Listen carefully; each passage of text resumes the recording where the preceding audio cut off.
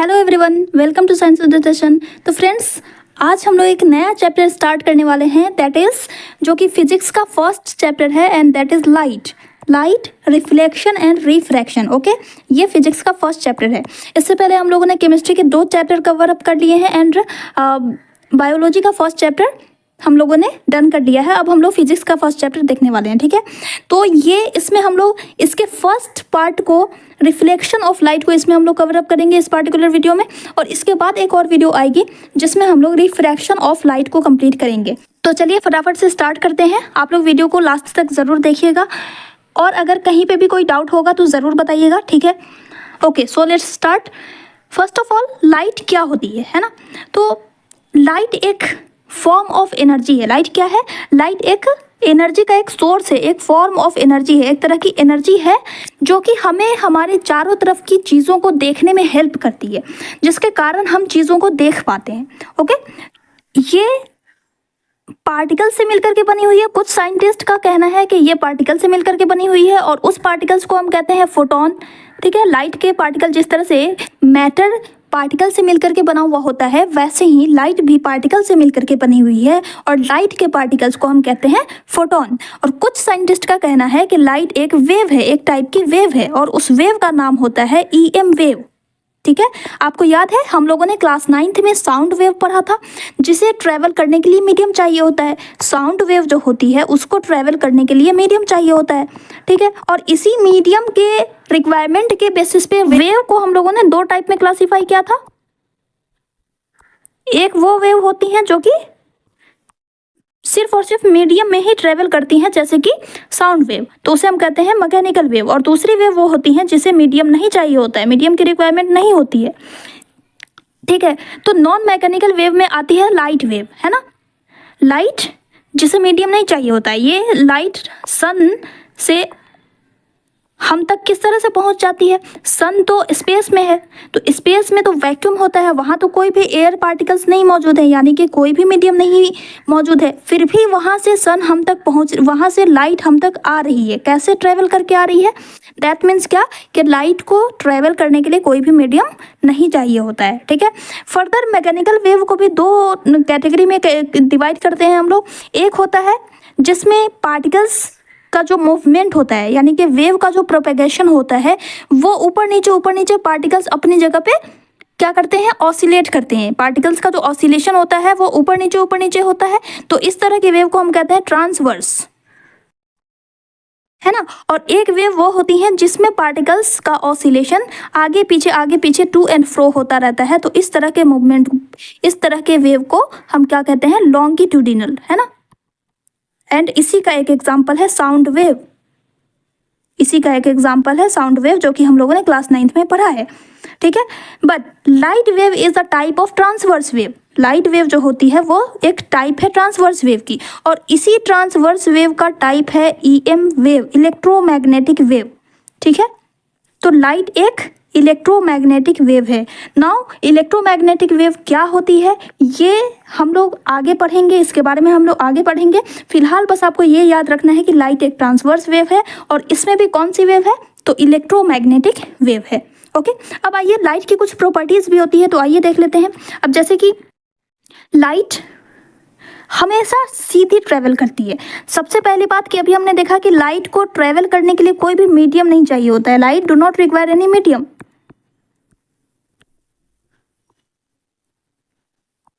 Light do not require any medium to travel.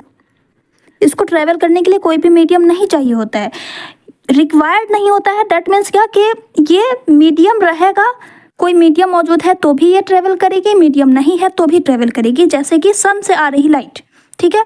तो एक property ये हो गई। दूसरी प्रॉपर्टी ये होती है कि ये हमेशा स्ट्रेट लाइन में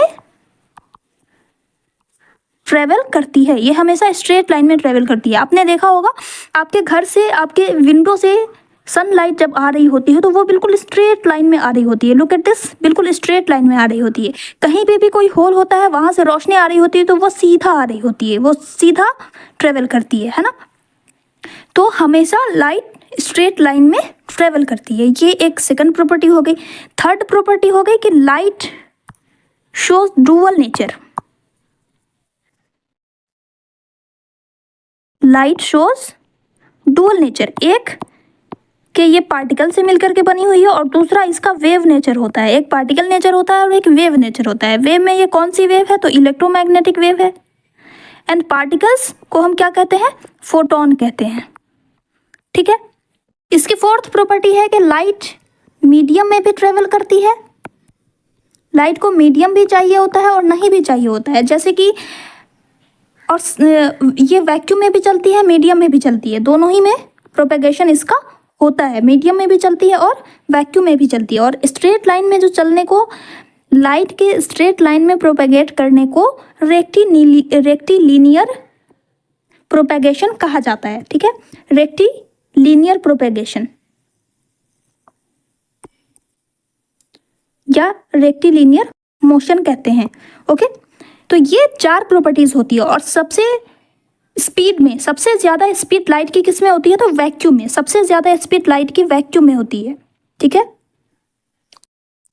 उससे कम एयर पार्टिकल्स में होती है और सबसे कम एनी अदर मीडियम में इसकी स्पीड होती है। मीडियम में सबसे कम स्पीड होती है लाइट की, सबसे ज़्यादा वैक्यूम में होती है। एंड दैट इज 3 × 10⁸ मीटर पर सेकंड ये लाइट की स्पीड होती है वैक्यूम में, जो कि आपको याद रखना है। ठीक है, ये सारी बातें जो हमने अभी डिस्कस करी उसे हमने यहाँ पे नोट डाउन कर दिया है, आप यहाँ से गो थ्रू कर सकते हैं। ठीक है, अब आइए देखते हैं कि हम चीज़ों को कैसे देखते हैं। हमने कहा कि लाइट एक फॉर्म ऑफ एनर्जी है जो कि हमें चीज़ों को देखने में हेल्प करता है। तो कैसे हम इस लाइट की हेल्प से हम चीज़ों को देख पाते हैं, तो आइए उसे समझते हैं। तो देखिए, एक्चुअली में क्या होता है कि जैसे ही हम किसी ऑब्जेक्ट को देखते हैं ना, तो एक्चुअली में ये होता है, मान लेते हैं कि यहाँ पे कोई ऑब्जेक्ट रखा हुआ है।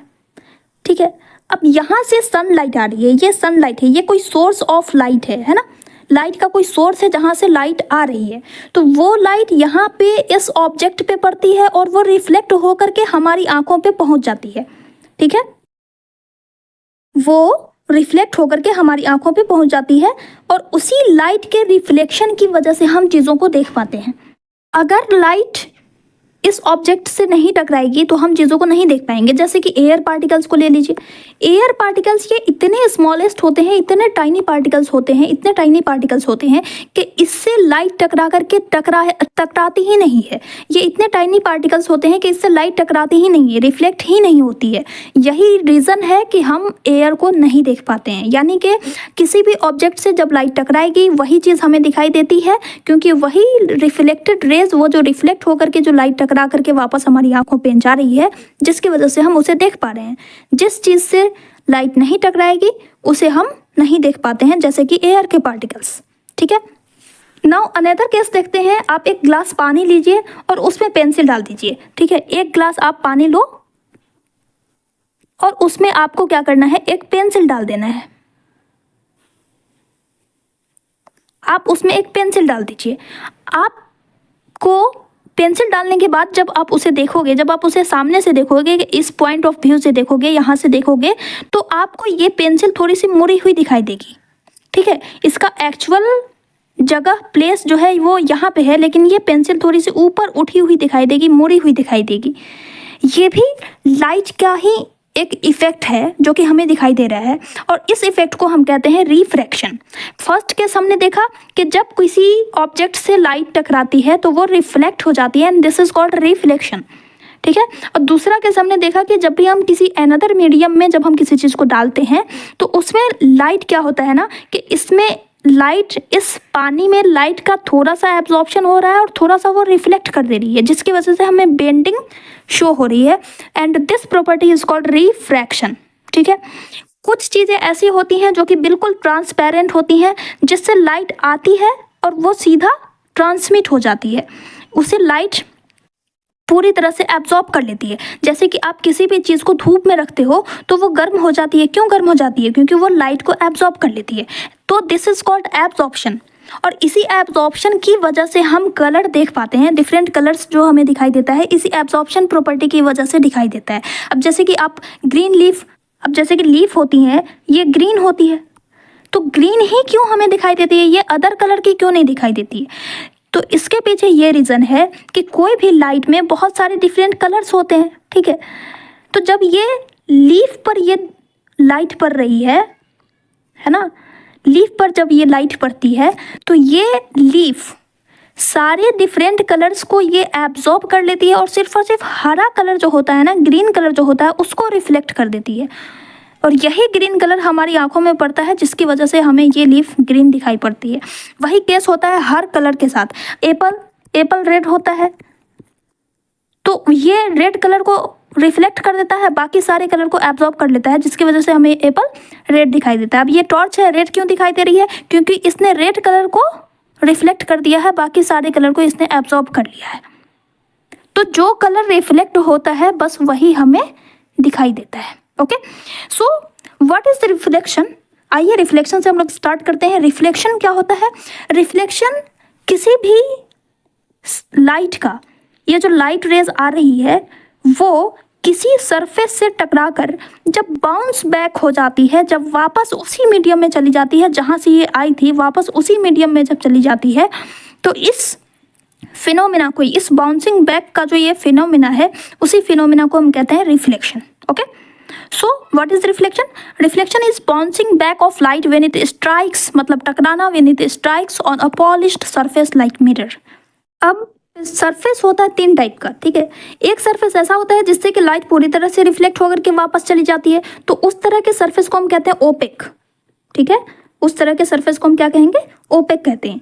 कुछ सरफेस ऐसा होता है जिससे थोड़ी सी लाइट आ रही है, यानी कि थोड़ी ट्रांसमिट हो रही है और थोड़ा सा वापस चली जाती है ना, यानी कि थोड़ा सा रिफ्लेक्शन भी हो रहा है और थोड़ा सा ट्रांसमिशन भी हो रहा है। तो इस तरह के सरफेस को हम कहते हैं translucent. Okay, and third type का सरफेस ऐसा होता है जो कि लाइट को पूरी तरह से ट्रांसमिट होने देता है, जिसे हम कहते हैं ट्रांसपेरेंट, ठीक है, ट्रांसपेरेंट। ओके, तो इस चैप्टर में हम लोग लाइट के 2 इफेक्ट्स को देखने वाले हैं। First reflection and second is refraction. Okay, and इस पार्टिकुलर लेक्चर में हम लोग कवर अप करेंगे रिफ्लेक्शन ऑफ लाइट। अब हमने रिफ्लेक्शन तो समझ लिया, अब रिफ्लेक्शन ऑफ लाइट क्या होता है, इसे हम किस तरह से डिफाइन करेंगे। जब कोई लाइट रेज किसी स्मूथ पॉलिश्ड सरफेस पर आती है और आकर के वापस से उसी मीडियम में लौट जाती है, उसी को कहते हैं reflection of light. Okay, when a light ray strikes on a smooth polished surface and bounce back from the surface in the same medium, उसी मीडियम में, जिस मीडियम से आई थी उसी मीडियम में लौट जाती है, तो उसे हम कहते हैं, इस फिनोमिना को क्या कहते हैं? Reflection of light. अब यहाँ पे देखिए, ये जो लाइट आ रही है किसी सोर्स से, किसी सरफेस पे जो लाइट आ रही है, उस लाइट को कहा जाता है इंसिडेंट रे। आर से हम इसे डिनोट करते हैं, आई से इंसिडेंट, आर से रे, इंसिडेंट रे, ठीक है। और जब ये किसी सरफेस से टकरा करके वापस उसी मीडियम में लौटती है, तो इस लाइट को हम कहते हैं रिफ्लेक्टेड रे, ठीक है। जिस सरफेस से टकरा रही है उस सरफेस को कहते हैं रिफ्लेक्टिंग सरफेस, इसे हम कहते हैं रिफ्लेक्टिंग सरफेस, ठीक है। इस incident ray and reflected ray, इसके बीच से अगर हम एक परपेंडिकुलर लाइन खींच दें, इस सरफेस के परपेंडिकुलर अगर हम एक लाइन खींच देते हैं, तो इस परपेंडिकुलर लाइन को कहा जाता है नॉर्मल, जिसे हम एन से डिनोट करते हैं, ठीक है। नॉर्मल, ये नॉर्मल, इसका कोई काम नहीं होता है, बस ये खींचा जाता है एंगल मेजर करने के लिए। इंसिडेंट रे और नॉर्मल के बीच में कितना एंगल बन रहा है एंड रिफ्लेक्टेड रे और नॉर्मल के बीच में कितना एंगल बन रहा है, उसको मेजर करने के लिए इस नॉर्मल का यूज किया जाता है। Okay, so what is incident ray? The रे that strikes the surface, and reflected ray वो रे होती है जो कि बाउंस बैक हो जाती है उस सरफेस से। एंड नॉर्मल क्या है? तो normal is a perpendicular drawn to the reflecting surface. Reflecting surface पे जो परपेंडिकुलर है उसी को कहा जाता है नॉर्मल, ठीक है। नाउ इसके कुछ रूल्स हैं जिन्हें फॉलो करने पड़ते हैं, उसे कहा जाता है laws of reflection of light, ठीक है।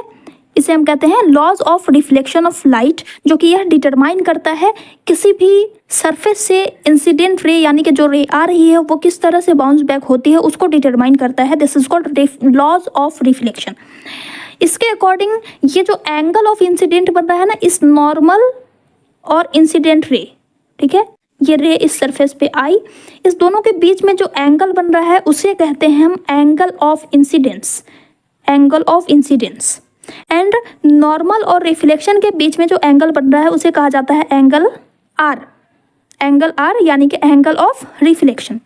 ठीक है, अब according to this law of reflection of light, angle of incidence is equal to angle of R. ये हमेशा होना ही चाहिए, एंगल आई जितना होगा उतना ही एंगल आर होना ही होना चाहिए, ये फर्स्ट लॉ है। सेकंड लॉ ये कहता है कि incident ray and normal and reflected ray, ठीक है, incident ray, normal and reflected ray ये तीनों एक ही प्लेन पर होना चाहिए। अब जैसे कि यहाँ पे आप एक प्लेन खींच दो इस तरह से, मान लो कि ये कोई प्लेन है, ओके, प्लेन मतलब कि कोई सरफेस, कोई एक सतह जिस पर ये तीनों लाई कर रहे हैं, ठीक है, तो तीनों सेम प्लेन पर लाई करने चाहिए, ये कहा जा रहा है। ओके, इस प्रॉपर्टी को आप अपने घर में भी देख सकते हो। अब कहीं से भी आप, जैसे कि आप एक मिरर ले लो हाथ में और उस पर टॉर्च का फोकस करो, ठीक है, तो टॉर्च का फोकस जिस एंगल से इस साइड से आ रहा है उसी एंगल पे वो वापस होता है, आपने ऐसा ऑब्जर्व भी किया होगा, है ना। तो दैट मीन्स कि हमेशा angle I is equal to angle R होता है, जितने एंगल से इंसिडेंट रे आ रही है उसी एंगल से वो रिफ्लेक्ट होती है, इसका बस यही मतलब है। ओके, तो ये दोनों लॉज आपके लिए बहुत इंपॉर्टेंट है, इसको भी ध्यान में रखना है। अब बात करते हैं, ये जो मिरर हमने देखा अभी, ये मिरर ना दो टाइप के होते हैं, एक होता है प्लेन मिरर और दूसरा होता है स्फेरिकल मिरर, ठीक है। इसके सरफेस के बेसिस पे हम इसे दो टाइप में कैटेगराइज करते हैं। फर्स्ट ऑफ ऑल हम मिरर को डिफाइन कैसे करेंगे, तो कोई भी मिरर है उसके एक साइड को अगर हम पॉलिश करते हैं, है ना, उसके एक साइड पे अगर हम पॉलिश कर देते हैं तो इसे हम कहते हैं मिरर, जो कि लाइट को रिफ्लेक्ट करे। मिरर क्या है, वो जो कि किसी लाइट को रिफ्लेक्ट करती है, एक ऐसा स्मूथ पॉलिश सरफेस जो कि लाइट को रिफ्लेक्ट करती है, उसे हम कहते हैं मिरर। ये दो टाइप की होती है, अगर सरफेस प्लेन है तो उसे हम कहते हैं प्लेन मिरर, और अगर सरफेस स्फेरिकल है ना, यानी कि ये एक स्फेयर होता है ना, स्फेयर क्या है, स्फेयर सर्कल का 3D व्यू होता है ना, 3D व्यू होता है, सर्कल 2D व्यू है। एंड इसी को अगर हम 3D व्यू में देखें, जैसे कि बॉल, तो बॉल एक स्फेयर है ना, स्फेरिकल शेप हुआ, अब उसको आप हाफ कर दोगे तो वही होता है स्फेरिकल मिरर। तो ऐसा मिरर जिसका रिफ्लेक्टिंग सरफेस, ये रिफ्लेक्टिंग सरफेस कर्व्ड हो, स्फेरिकल हो, तो उसे हम कहते हैं स्फेरिकल मिरर्स, ठीक है। अब आइए समझते हैं कि किसी भी मिरर से किसी ऑब्जेक्ट की इमेज किस तरह से बनती है, इमेज का फॉर्मेशन किस तरह से होता है। तो इमेज बनाने के लिए अब जैसे कि मान लेते हैं कि ये एक सरफेस है, ठीक है, ये एक सरफेस है, एक मिरर है, ठीक है, ये क्या है, मिरर है, और इस लाइन से हम क्या शो करते हैं, इस डैश से हम क्या शो करते हैं, पॉलिश्ड को, है ना, यानी कि ये पॉलिश सरफेस है और ये इधर वाली साइड जो है वो प्लेन साइड है ना, मिरर की प्लेन साइड है। अब इमेज बनाने के लिए हमें दो रेज निकालनी होती है। सबसे पहली बात कि जब भी हम इमेज का फॉर्मेशन करेंगे, हमें इमेज पता करना है, इमेज बनने के लिए दो रेज का मिलना, आपस में मिलना ज़रूरी होता है, या तो वो एक्चुअली में मीट कर रही हों या फिर वो वर्चुअली मीट कर रही हों। तो मान लेते हैं कि अब यहाँ पे ऑब्जेक्ट है, ठीक है, यहाँ पे कोई चीज़ रखी हुई है जिसकी इमेज इसमें बननी है, इस मिरर में बननी है। अब यहाँ से हमें दो रेज निकालनी है जो कि एक दूसरे को इंटरसेक्ट करेंगी, और तभी ये इंटरसेक्ट, जहाँ पे ये इंटरसेक्ट करेंगी वहीं पर इमेज का फॉर्मेशन होता है। सपोज ये एक ऑब्जेक्ट है, अब इस ऑब्जेक्ट से हमने दो रेज निकाली, एक रेज हमने सीधी निकाली इस तरह से, है ना, ये वापस से हमने अभी क्या पढ़ा कि angle I is equal to angle R, यानी कि एंगल ऑफ इंसिडेंस इस पे अगर हम नॉर्मल यहाँ पे खींचे तो नॉर्मल भी वही है, angle I is equal to 0, है ना, यहाँ पे angle I is equal to क्या है, 0 है, तो डेट मीन्स कि एंगल आर भी क्या होगा, 0 होगा, यानी कि सेम पाथ पे रिटर्न हो जाएगी, ठीक है।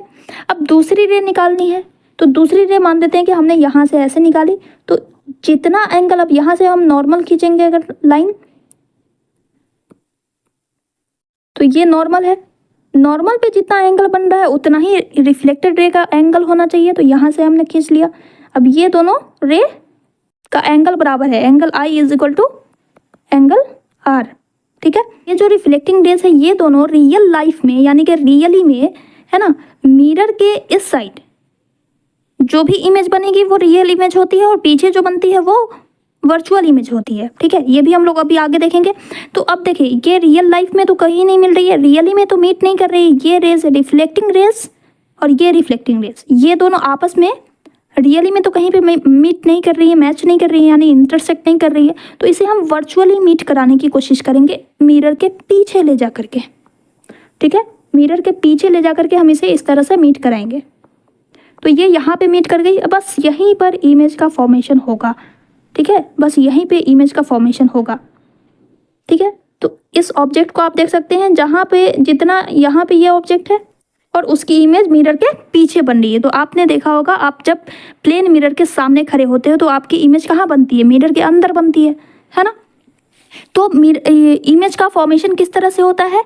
जब रिफ्लेक्टिंग रेज स्क्रीन पे मिलती है या फिर मिलती हुई प्रतीत होती है, अपीयर होती है, जैसे कि यहाँ पे हो रही है। लग रहा है ना कि दो रेज आकर के मिल रही हैं, एक्चुअली में नहीं मीट कर रही है। एक्चुअली में मीट करने के लिए हमें आगे मीट कराना पड़ता, आगे आकर के मीट करती, मिरर के आगे सामने मीट करती, मिरर के पीछे मीट कर रही है, मतलब कि अपीयर टू मीट।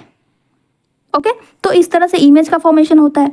अब अगर ये एक्चुअली में मीट करती, ये दोनों रेज अगर एक्चुअली में मीट करती तो इसे हम कहते हैं रियल इमेज। और अगर वर्चुअली मीट कर रही है, जैसे कि हमने अभी मिलाया है, तो इस तरह के इमेज को हम कहते हैं वर्चुअल इमेज। ठीक है, जो कि किसी इमेजिनरी पॉइंट पर आकर के मिलती है, तो इसे हम कहते हैं वर्चुअल इमेज।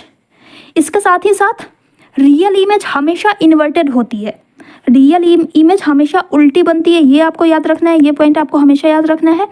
इमेज दो टाइप की होती है, एक रियल इमेज और एक वर्चुअल इमेज। रियल इमेज हमेशा इन्वर्टेड होती है, उल्टी बनती है। And virtual image, look at this, ये है वर्चुअल इमेज और ये कैसी है? सीधी है। तो वर्चुअल इमेज हमेशा सीधी बनती है, दैट इज इरेक्ट। तो ये पॉइंट आपको याद रखना है। ठीक है, तो इस तरह से हमने दो टाइप के मिरर देखे, real image and virtual image. और रियल इमेज इन्वर्टेड होता है हमेशा एंड वर्चुअल इमेज हमेशा इरेक्ट होता है। अब आइए देखते हैं कि प्लेन मिरर पर इमेज का फॉर्मेशन किस तरह से होता है और उसका नेचर क्या होता है, उसकी प्रॉपर्टी क्या होती है। ठीक है, तो हमें इमेज की 5 प्रॉपर्टी देखने को मिलती है। लुक एट दिस, जितने डिस्टेंस पर ये ऑब्जेक्ट रखा हुआ है, ये ऑब्जेक्ट जितने डिस्टेंस पे रखा हुआ है उतना ही डिस्टेंस पे अंदर भी दिखाई दे रहा है, यानी कि इसकी इमेज भी उतनी ही डिस्टेंस पर दिखाई दे रही है, राइट। तो दैट मीन्स क्या कि इसकी पोजीशन बिहाइंड द मिरर है ना, और डिस्टेंस क्या हो जाएगा? Same distance.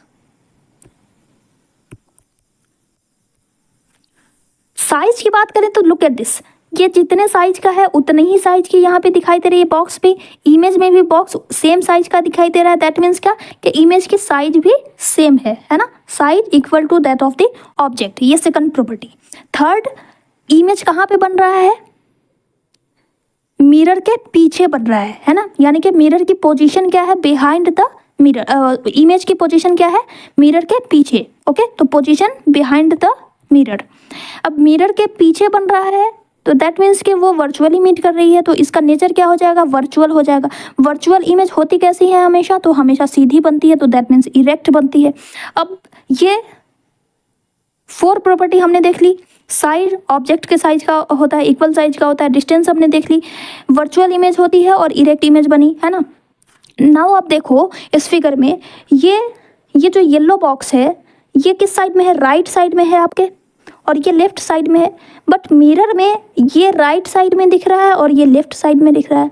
मिरर का ये लेफ्ट साइड है ना, तो एक्चुअली में ये राइट साइड में है, लेकिन मिरर में ये लेफ्ट साइड में दिखाई दे रहा है। दैट मीन्स क्या कि इसको कहते हैं हम लैटरल इन्वर्जन। इसे कहा जाता है लैटरल इन्वर्जन। जैसे कि आप P लिखोगे तो आपको मिरर में ये उल्टा दिखाई देगा, यानी कि जो डिस्टेंस तो सेम रहती है, तो इसकी जितनी डिस्टेंस है उतनी ही डिस्टेंस पे ये वाला पोर्शन दिखेगा मिरर में, और ये जितने डिस्टेंस में है उतनी ही डिस्टेंस पे ये पोर्शन दिखेगा मिरर में। इसीलिए उल्टी इमेज, लैटरली इन्वर्टेड इमेज बनती है। ठीक है, तो ये हो गया नेचर से क्वेश्चन आते हैं। आपको ये चीज़ याद रखनी पड़ेगी, ये बहुत ही इंपॉर्टेंट है कि प्लेन मिरर पर इमेज का फॉर्मेशन कैसा होता है, इमेज की क्या प्रॉपर्टी होती है प्लेन मिरर पे, तो ये आपको याद रखना है, ठीक है। नाउ आइए बात करते हैं स्फेरिकल मिरर्स की। तो स्फेरिकल मिरर्स जो होते हैं वो दो टाइप के होते हैं। लुक एट दिस, ये एक स्फेयर है। अब इस स्फेयर को अगर हम हाफ कर देते हैं तो हमें इसके दो सरफेस दिखेंगे।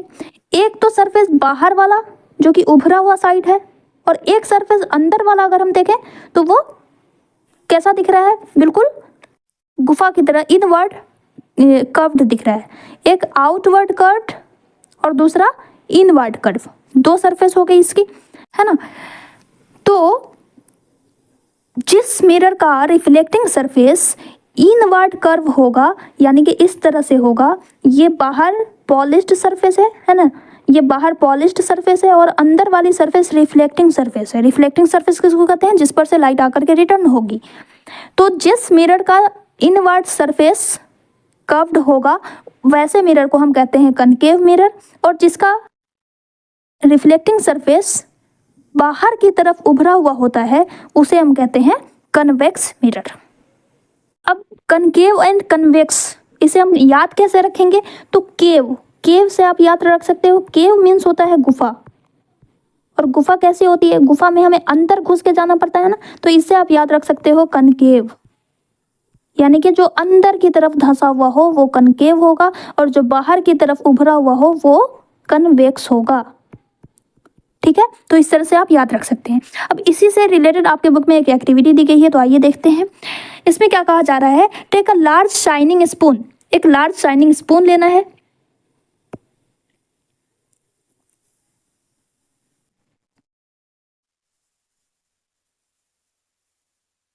ये एक लार्ज शाइनिंग स्पून है, ठीक है। Try to view your face in its curved surface. अब इसका कर्व सरफेस ये है, इस सरफेस से आपको अपना चेहरा देखना है, ठीक है। अब आपको क्या करना है, do you get the image, is it smaller और लार्जर, ये आपको पता करना है। तो आप पाओगे कि जब हम इसके कनकेव साइड से जब हम देखेंगे तो हमें बिल्कुल रियल इमेज, यानी कि इसी सरफेस पे हमें वो इमेज दिखेगी। दैट मीन्स के रियल इमेज बन रही है। अगर पीछे बनती, अंदर बनती तो वर्चुअल होती। तो हमें इसके कनकेव साइड से जब हम देखते हैं तो हमें रियल, इन्वर्टेड एंड छोटी इमेज दिखाई देती है। हमें अपना फेस छोटा दिखता है, यानी कि डिमिनिश्ड मतलब छोटा, ठीक है। और इन्वर्टेड यानी कि उल्टा, तो उल्टा हमें दिखाई देता है। अब क्या कर रहा है, move the spoon slowly away from your face. अब आपको इस स्पून को धीरे धीरे अपने फेस से दूर करना है, और तब ऑब्जर्व करना है कि आपके इमेज पे क्या चेंजिंग आ रही है। तो आप पाओगे कि जैसे जैसे हम इस स्पून को दूर करते जा रहे हैं, हमारा जो फेस है वो छोटा होता जाएगा, बिल्कुल छोटा होता जाएगा, ठीक है। तो ये आपने ऑब्जर्व करा।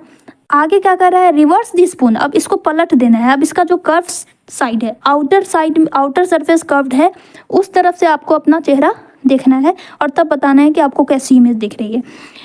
तो आप पाओगे कि जब हम इसके कन्वेक्स साइड, है ना, आपने कनकेव और कन्वेक्स तो समझ लिया ना, बाहर की तरफ उभरा हुआ कन्वेक्स, अंदर की तरफ धंसा हुआ कनकेव। तो बाहर की तरफ उभरे हुए साइड से जब हम देखेंगे तो हमें virtual, erect and diminished image मिलेगी। तो ये ऑब्जर्वेशन भी आपको ध्यान में रखना है, ठीक है। वैसे ये आपको प्रैक्टिस से याद हो जाएगा। अभी हम लोग देखेंगे ना कन्वेक्स मिरर, कनकेव मिरर में किस तरह से इमेज का फॉर्मेशन होता है, तो ये सारी चीज़ें आपको याद हो जाएंगी। तो यहाँ पे इस एक्टिविटी में हमने एक बात नोटिस करी कि हम जैसे जैसे इस स्पून को दूर लेते जा रहे हैं, वैसे वैसे हमारी जो इमेज है, हमारा जो फेस है, वो हमें कैसा दिख रहा है, वो छोटा दिख रहा है, यानी कि डिस्टेंस का भी इमेज पे इफेक्ट पड़ता है ना। अब इसके पीछे क्या रीज़न है, इसको समझने के लिए आइए हम पहले कुछ टर्म्स को समझ लेते हैं, तब हम देखेंगे कि स्फेरिकल मिरर पे किस तरह से इमेज का फॉर्मेशन होता है, ठीक है। तो चलिए कुछ इंपॉर्टेंट टर्म्स समझ लेते हैं। लुक एट दिस, ये कनकेव मिरर है और ये कन्वेक्स। इस रिफ्लेक्टिंग सरफेस के मिड पॉइंट को कहा जाता है पोल। इसके मिड पॉइंट को कहते हैं पोल, जिसे हम पी से डिनोट करते हैं। वैसे ही इसमें भी होगा, ये हो गया पोल। अब ये एक स्फेयर का पार्ट है, राइट, ये भी एक स्फेयर का पार्ट है। तो इस स्फेयर का जो सेंटर होता है ना, इसे कहा जाता है सेंटर ऑफ कर्वेचर, जिसे हम सी से डिनोट करते हैं। उसी तरह से इसमें भी सेंटर होगा, तो इसे हम सी से डिनोट करते हैं, ओके। अब इस सी और पी, इसको हम मिला देते हैं अगर, इस C और P को अगर हम मिला देते हैं तो ये जो डिस्टेंस है ना, ये इस स्फीयर का रेडियस के बराबर है, राइट। तो इसे हम रेडियस ऑफ कर्वेचर कहते हैं, जिसे हम R से डिनोट करते हैं, इसे हम R से डिनोट करते हैं, ठीक है। नाउ इस PC से होते हुए अगर हम एक सीधी रे खींच दें, एक सीधी रे खींच दें, तो इसको कहा जाता है principal axis, P axis, principal axis. वैसे ही इसमें भी अगर हम इस PC से होते हुए एक सीधी रे खींच दें तो इसको हम क्या कहेंगे, प्रिंसिपल एक्सिस। अब आपको ध्यान में रखना है कि कनकेव मिरर में जो सेंटर ऑफ कर्वेचर होता है या रेडियस ऑफ कर्वेचर होता है वो मिरर के आउटसाइड में होता है, मिरर के सामने होता है, ठीक है, मिरर के फ्रंट साइड में होता है। ये है मिरर का फ्रंट साइड और ये है मिरर का बैक साइड, ये हमेशा ध्यान में रखिएगा। इसका भी फ्रंट साइड ये है और बैक साइड ये है। तो कन्वेक्स मिरर में मिरर के बैक साइड में सेंटर ऑफ कर्वेचर और रेडियस ऑफ कर्वेचर पाया जाता है, एंड कनकेव मिरर में फ्रंट साइड में सेंटर ऑफ कर्वेचर और रेडियस ऑफ कर्वेचर होगा। ये सारी चीज़ें जो हमने डिस्कस करी वो हमने यहाँ पे आपको डिफाइन कर दिया है, आप यहाँ से देख सकते हैं। पोल एक ऐसा पॉइंट जो कि रिफ्लेक्टिंग सरफेस के बिल्कुल मिड पॉइंट पे होता है, उसको कहते हैं पोल, जिसे हम P से डिनोट करते हैं। सेंटर ऑफ कर्वेचर क्या है, point at the centre of the sphere, sphere के सेंटर पे जो पॉइंट होता है उसको सेंटर ऑफ कर्वेचर कहते हैं, जिसे हम C से डिनोट करते हैं। Radius of curvature, distance between centre of curvature and pole, and एक स्ट्रेट लाइन अगर हम इसके थ्रू पास कर दें तो उसे हम कहते हैं प्रिंसिपल एक्सिस, जिसे हम शॉर्ट में P एक्सिस लिखते हैं, ठीक है। अब एक और टर्म आप यहाँ पे देखो कि ये जो रिफ्लेक्टिंग सरफेस है ना, इसकी ये जो लेंथ है यहाँ से लेकर के यहाँ तक की जो लेंथ है, इस डिस्टेंस को, इस डायमीटर को, है ना, ये स्फेरिकल सरफेस के बिल्कुल डायमीटर के बराबर है ना। तो ये जो डायमीटर है रिफ्लेक्टिंग सरफेस की, उसको उस स्फेरिकल मिरर का एपर्चर कहा जाता है, ठीक है। इसे, इस लेंथ को MN, ये MN जो है वो क्या है, एपर्चर, इसको कहते हैं एपर्चर। ये सारे टर्म बहुत इंपॉर्टेंट है, आपको हमेशा ध्यान में रखने हैं क्योंकि आगे यूज़ किए जाएंगे, तो समझना ज़रूरी है। न्यूमेरिकल सॉल्व करने के लिए इसे अच्छे से समझना बहुत ज़रूरी है, ओके। अब आइए दो इम्पॉर्टेंट टर्म समझने के लिए आइए एक एक्टिविटी करते हैं। इसमें क्या कहा जा रहा है, सबसे पहले यहाँ पे क्वेश्चन दिया हुआ है, do not look at the sun directly और even into a mirror reflecting sunlight, it may damage your eyes. ऐसा क्यों कहा जा रहा है, ये आपको एक्टिविटी कर लेने के बाद आपको समझ में आएगा, ठीक है। तो एक्टिविटी में क्या कहा जा रहा है, hold a concave mirror in your hand and direct its reflecting surface towards the sun. आपको क्या करना है कि कनकेव मिरर को अपने हाथ में कुछ इस तरह से, हाथ में आपको होल्ड कर लेना है, ठीक है। ये है कनकेव मिरर, है ना, इसकी ये बैक साइड है,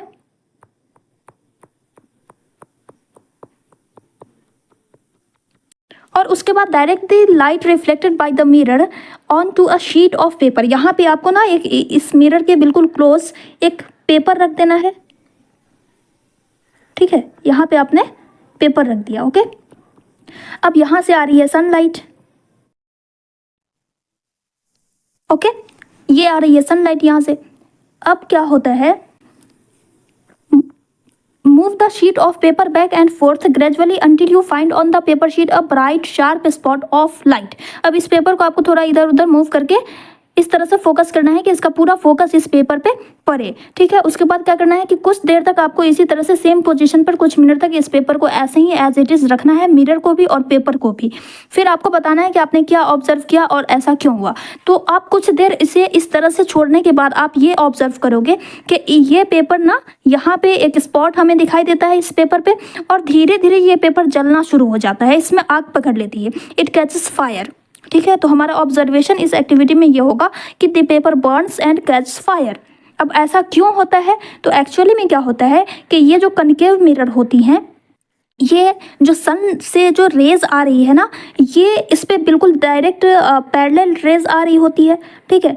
तो वो पैरेलल रेज एक पॉइंट पे रिफ्लेक्ट करती है, ठीक है। यहाँ से एक रे आई सीधी, सबसे पहले ये वाली रेज आएगी और ये वापस उसी एंगल से रिफ्लेक्ट हो जाती है। फिर ये दूसरी रे आई, ये वापस से रिफ्लेक्ट होती है ना। फिर ये यहाँ से एक रे आ रही है और ये भी एक रिफ्लेक्ट हो रही है। तो ये सारी की सारी रेस क्या होता है कि किसी एक पॉइंट पे जा कर के ये सारी की सारी रेस रिफ्लेक्ट बैक होती हैं, ठीक है। और बिकॉज ये एक जगह जाकर के सारी रेज कन्वर्ज हो जाती हैं, तो इसी कन्वर्जेंस की वजह से क्या होता है कि ये सारी की सारी रे एक जगह कंसंट्रेट हो जाती हैं, जिसकी वजह से यहाँ पे हीट प्रोड्यूस होता है और उस हीट प्रोड्यूस होने की वजह से ये पेपर बर्न हो जाता है। इस सनलाइट के कंसंट्रेशन की वजह से इस पेपर में आग लग जाती है। यही रीज़न है आग पकड़ने का। तो एक्चुअली में इस एक्टिविटी से हमें क्या समझ में आ रहा है कि कनकेव मिरर जो होता है वो रेज को कन्वर्ज करने का काम करती है। अब कहीं से भी दूर से लाइट आ रही होती है तो उसे अगर हमें इकट्ठा करना होगा, किसी एक जगह पे फोकस करना होता है, तो इस मिरर का यूज़ किया जाता है। ठीक है। अब देखिए, अब आपने यहाँ पे देखा, अभी हमने बहुत सारे इंपॉर्टेंट टर्म्स को डिस्कस किया है ना, तो यहाँ पे आपको एक ये पॉइंट दिख रहा है। अब ये पॉइंट क्या है, तो आइए डिस्कस करते हैं इसे। Look at this. जैसा कि अभी हमने देखा था कि यहाँ से सनलाइट आ रही है, ठीक है, तो सनलाइट हमेशा पैरेलल आएगी, है ना। तो लुक एट दिस, ये एक रेज आई, ये प्रिंसिपल एक्सिस पर जो भी रेज आ रही है वो वापस से बिल्कुल इंसिडेंट करती है इसी पे, और उसी सेम एंगल से, है ना, यानी कि angle I is equal to angle R होता है, राइट। तो यहाँ पे 0 डिग्री का एंगल बन रहा है, ये सीधी रेज आ रही है तो वो वापस से उसी पे रिफ्लेक्ट बैक हो जाती है, ठीक है। फिर दूसरी रे आई, ये भी रिफ्लेक्ट कर गई, ये दूसरी रेज आई, ये भी यहाँ पे रिफ्लेक्ट कर गई। तो आप देख सकते हो यहाँ पे कि यहाँ पर एक पॉइंट पे आकर के ये सारी की सारी रेस एक जगह मीट कर रही हैं, एक दूसरे को इंटरसेक्ट कर रही हैं। इंटरसेक्ट करने का क्या मतलब है, एक दूसरे को काटना, है ना। एक जगह पे आकर के ये रेस आपस में एक दूसरे को काट रही हैं। तो जिस पॉइंट पर आकर ये मीट कर रही हैं उसी पॉइंट को इस मिरर का प्रिंसिपल फोकस कहते हैं, ठीक है। ये जो पॉइंट है ना, इसी पॉइंट को हम इस मिरर का प्रिंसिपल फोकस कहते हैं, ठीक है, जिसे हम एफ से, कैपिटल एफ से डिनोट करते हैं, और इसी को कहा जाता है फोकल पॉइंट, ठीक है। फोकल पॉइंट भी हम इसी को कहते हैं, प्रिंसिपल फोकस को। ओके, नाउ कन्वेक्स मिरर में देखिए, ऐसे ही प्रिंसिपल एक्सिस से के पैरेलल बहुत सारी रेज आ रही हैं, है ना। ये इंसिडेंट करी और ये डिफरेंट डायरेक्शन में, अलग अलग डायरेक्शन में डाइवर्ज हो गई। ये रेज इधर डाइवर्ज हो गई, ये वाली रेज आई और इधर डाइवर्ज हो गई, ये वाली रेज इधर डाइवर्ज हो गई, ये रेज आई और इधर डाइवर्ज हो गई, है ना। यानी कि ये अलग अलग डायरेक्शन में डाइवर्ज हो गई, बिखर गई। इस सिचुएशन में बिकॉज इन सारी रिफ्लेक्टेड रेज की जो डायरेक्शन है वो बिल्कुल अलग अलग है, तो ये इसको अगर हम आगे मिलाना चाहेंगे तो ये तो कभी भी किसी पॉइंट पे आकर के नहीं मिलेंगी, तो इसे हम पीछे ले जा करके एक पॉइंट पे इंटरसेक्ट कराएंगे, ठीक है। तो लुक एट दिस, ये ऐसा लग रहा है ना कि ये पीछे से कहीं आ रही है किसी एक पॉइंट से, ये सारी रेस कहीं पीछे किसी एक पॉइंट से आ रही है, तो सारी रेस पीछे जाकर के किसी एक पॉइंट पर मीट करती हैं, इंटरसेक्ट करती हैं। ओके, तो ये जिस पॉइंट पे आकर के पीछे मिल रही है उस पॉइंट को हम कन्वेक्स मिरर का क्या कहते हैं, प्रिंसिपल फोकस कहेंगे। इसे हम इस तरह से भी लिख सकते हैं, या फिर हम इसे फोकल पॉइंट भी कहते हैं। ओके, क्लियर है। प्रिंसिपल फोकस क्या होता है, जिस पे आकर के रिफ्लेक्टेड रेज इंटरसेक्ट करती हैं या फिर इंटरसेक्ट करती हुई अपीयर होती हैं, वैसे पॉइंट को हम कहते हैं प्रिंसिपल फोकस। ओके, अगर आपसे पूछा जाएगा कि principal focus of concave mirror को डिफाइन कीजिए, तो आप कर लेंगे, है ना। एक ऐसा पॉइंट प्रिंसिपल एक्सिस पे, एक ऐसा पॉइंट जिस पे रिफ्लेक्टेड रेज आ करके मीट करती हैं, उसे हम कहते हैं principal focus of concave mirror. वैसे ही कन्वेक्स मिरर का पूछेगा तो आप ये लाइन लिखिएगा, appear to come from that point is called the principal focus of convex mirror, ठीक है। अब देखिए, अब यहाँ पे आपने देखा कि ये फोकस है, ठीक है, और ये है पोल। प्रिंसिपल फोकस से पोल तक की जो डिस्टेंस होती है इसे कहा जाता है फोकल लेंथ, और इसे हम स्मॉल एफ से डिनोट करते हैं। ओके, तो सारे टर्म क्लियर हो गए। P से लेकर के C तक, PC ये होता है रेडियस ऑफ कर्वेचर, C क्या है, सेंटर ऑफ कर्वेचर है, P क्या है, पोल है ना। और F से लेकर के P तक की जो डिस्टेंस होती है, P से लेकर के F की डिस्टेंस, वो क्या कहलाता है, फोकल लेंथ। अब आप देखो यहाँ पे कि P से लेकर के C तक की जो डिस्टेंस है उसका बिल्कुल हाफ लग रहा है फोकस पे, फोकस की डिस्टेंस बिल्कुल हाफ लग रही है। दैट मीन्स क्या कि radius is equal to 2f, है ना, यानी कि ये फोकल लेंथ का डबल होता है। यहाँ से यहाँ तक मान लेते हैं कि 5 सेंटीमीटर है, तो यहाँ से यहाँ तक भी 5 सेंटीमीटर लग रहा है ना, यानी कि 2f के बराबर लग रहा है। तो ये एक फॉर्मूला है r is equal to 2f। इससे आप फोकल लेंथ का भी फॉर्मूला निकाल सकते हैं, f is equal to r/2। तो ये दोनों फॉर्मूला आपको याद रखना है, आगे न्यूमेरिकल्स में काम आएगा। Okay, so what is focal length? The distance between the pole and the principal focus is called focal length. इसे हम स्मॉल f से डिनोट करते हैं और प्रिंसिपल फोकस को हम कैपिटल F से डिनोट करते हैं। ठीक है, अब हम रे डायग्राम किस तरह से ड्रॉ करते हैं, तो इसके लिए कुछ रूल्स हैं जो कि हमें फॉलो करने होते हैं। तो आइए उस रूल्स को पहले देख लेते हैं, तब हम चलेंगे स्फेरिकल मिरर पे किस तरह का इमेज फॉर्मेशन होता है वो हम लोग डिस्कस करेंगे। ठीक है, ओके, सो इसके बेसिकली 4 रूल्स हैं। पहला रूल्स ये कहता है कि a ray parallel to the principal axis. अब मान लेते हैं यहाँ पे हम 2 मिरर बना लेते हैं, ये कनकेव मिरर और ये यहाँ पे कन्वेक्स मिरर बना लेते हैं। ठीक है, कनकेव मिरर पे ये है P पोल और यहाँ पे ये है पोल। ओके, इससे हम एक सीधी लाइन खींचेंगे, प्रिंसिपल एक्सिस पहले ड्रॉ कर लेंगे, इस पे भी। ओके, अब इस पे लोकेट कर लेना है focus and centre of curvature. तो फोकस पहले सेंटर ऑफ कर्वेचर आप पॉइंट आउट कर लेंगे, यहाँ पे सेंटर ऑफ कर्वेचर है, ये स्फेरिकल का पार्ट है ना, स्फेयर का पार्ट है, तो सेंटर ऑफ कर्वेचर बिल्कुल मिरर के सामने होगा, कनकेव मिरर में। ये कौन सा मिरर है? कनकेव मिरर है, एंड ये है कन्वेक्स मिरर। ठीक है, तो कन्वेक्स मिरर में मिरर के पीछे होगा सेंटर ऑफ कर्वेचर। ओके, तो यहाँ पे लोकेट कर लेते हैं हम सेंटर ऑफ कर्वेचर। ठीक है, अब P और C के बिल्कुल बीच में, बिल्कुल मिड पॉइंट पे होगा फोकस। ठीक है, तो यहाँ पे है फोकस, इसमें भी यहाँ पे कर लेते हैं लोकेट, ये है फोकस। ओके, अब पहला रूल ये कहता है कि जब कोई इंसिडेंट रे प्रिंसिपल एक्सिस के पैरेलल हो, यानी कि इसके पैरेलल अगर कोई रे आ रही है तो वो हमेशा प्रिंसिपल फोकस के थ्रू रिफ्लेक्ट करेगी। प्रिंसिपल फोकस दैट मीन्स क्या? इस एफ के थ्रू रिफ्लेक्ट करेगी।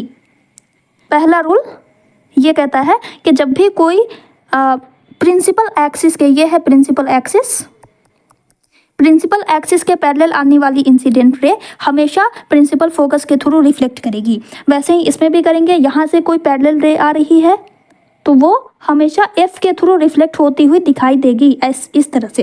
ठीक है, इस तरह से रिफ्लेक्ट करेगी। अब इसे आप इसे मीट करा देंगे एफ से,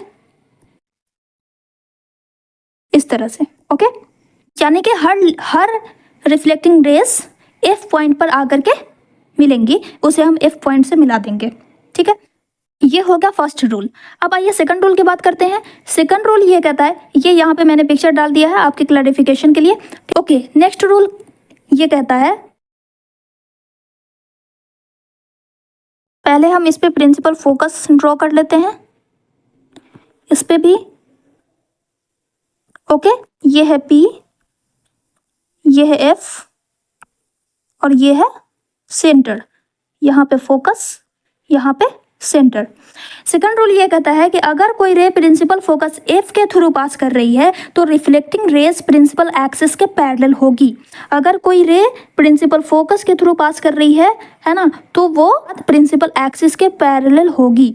यानी कि अगर कोई रे प्रिंसिपल फोकस पे के थ्रू पास कर रही है, जैसे कि ये यहाँ से आ रही है रे, तो वो हमेशा प्रिंसिपल एक्सिस, ये है प्रिंसिपल एक्सिस, इसके पैरेलल रिफ्लेक्ट करेगी। ओके, इसके पैरेलल हमेशा रिफ्लेक्ट करेगी। ये सेकंड रूल कहता है। इसी तरह से इसमें भी अगर कोई रे एफ पर आती हुई, एफ की तरफ आती हुई दिख रही है, एफ पर आती हुई दिख रही है, तो वो हमेशा प्रिंसिपल एक्सिस के पैरेलल रिफ्लेक्ट करेगी। ठीक है, ये कहता है second rule. A ray passing through the principal focus of a concave mirror और a ray which is directed towards the principal focus of a convex mirror, दोनों की एक साथ लाइन मैंने लिख दी है ना। ऐसा ही आपकी बुक में भी दिया हुआ है कि अगर कोई रे कनकेव मिरर के प्रिंसिपल फोकस के थ्रू पास कर रही है या फिर कन्वेक्स मिरर के प्रिंसिपल फोकस की तरफ डायरेक्ट होती हुई दिखाई दे रही है, तो रिफ्लेक्शन के बाद वो पैरेलल इमर्ज होगी, प्रिंसिपल एक्सिस के बिल्कुल पैरेलल वापस लौटेगी। ठीक है, ये आपको याद रखना है कि जब भी आप एफ पे फोकस कर रहे हो तो वो रिफ्लेक्टेड रेस प्रिंसिपल एक्सिस के पैरेलल होगी। ये सेकंड रूल कहता है। अब थर्ड रूल की बात करते हैं। यहाँ पे मैंने पिक्चर डाल दिया है, लुक एट दिस। ये रे आ रही है एफ के थ्रू, है ना, तो वो पैरेलल जाएगी। इसमें भी एफ के थ्रू आ रही है, एफ के थ्रू आ रही है तो वो पैरेलल जाएगी। ओके, और हमेशा ध्यान में रखना है कि एंगल आई हमेशा हर कंडीशन में एंगल आर के इक्वल होगा। ठीक है, यहाँ पे भी ये जो एंगल आई और आर बन रहा है वो दोनों इक्वल है। लॉ ऑफ रिफ्लेक्शन का हमें हमेशा फॉलो करना है, उसको हमें हमेशा फॉलो करना है। ठीक है, तो ऐसा नहीं सोचिएगा आप कि यहाँ पे angle I is not equal to angle R, नहीं, हमेशा हर जगह हर सिचुएशन में angle I is equal to angle R होगा। जितना एंगल ऑफ इंसिडेंस बन रहा है उतना ही एंगल ऑफ रिफ्लेक्शन भी बन रहा है। ठीक है, नाउ थर्ड रूल की बात करते हैं। थर्ड रूल ये कह रहा है कि अगर कोई रे सेंटर ऑफ कर्वेचर के थ्रू पास कर रही है, तो पहले हम मिरर बना लेते हैं। ये है कनकेव मिरर और ये है कन्वेक्स मिरर। ये है पी, ठीक है, एक प्रिंसिपल एक्सिस खींच लिया यहाँ पे, ये पी है, ये एफ है और ये सी है। इसमें भी ये एफ है और ये सी है। ठीक है, अब क्या कह रहा है कि अगर कोई रे सेंटर ऑफ कर्वेचर के थ्रू पास कर रही है, तो सेंटर ऑफ कर्वेचर के थ्रू अगर पास कर रही है, लुक एट दिस, इस तरह से, तो ये हमेशा इसी पाथ पर रिटर्न बैक हो जाएगी, इसी पाथ पे रिफ्लेक्ट बैक हो जाएगी। जिस पाथ से आ रही है, यानी कि सी पे अगर सेंटर ऑफ कर्वेचर के थ्रू आ रही है तो वो उसी पाथ पे रिफ्लेक्ट हो जाएगी। इसी तरह से कन्वेक्स मिरर में अगर सी के तरफ आती हुई दिख रही है ना, ये सी की तरफ आती हुई दिख रही है, राइट, तो वो हमेशा उसी पाथ पे रिटर्न हो जाएगी। ये हमेशा ध्यान में रखना है। ठीक है, ये रे डायग्राम ड्रॉ करने का तरीका है। 4 रूल्स हैं जो कि आपको अच्छे से ध्यान में रखने हैं। ठीक है, थर्ड रूल क्लियर हो गया। अब हम फोर्थ रूल की बात करते हैं। लुक एट दिस, यहाँ पे भी वही चीज़ है। चलिए, फोर्थ रूल क्या कहता है कि अगर कोई रे ऑब्लिकली आ रही है प्रिंसिपल एक्सिस पर, यानी कि पॉइंट पी पे आ रही है, पोल पे आ रही है, ठीक है, तो मिरर बना लेते हैं हम पहले।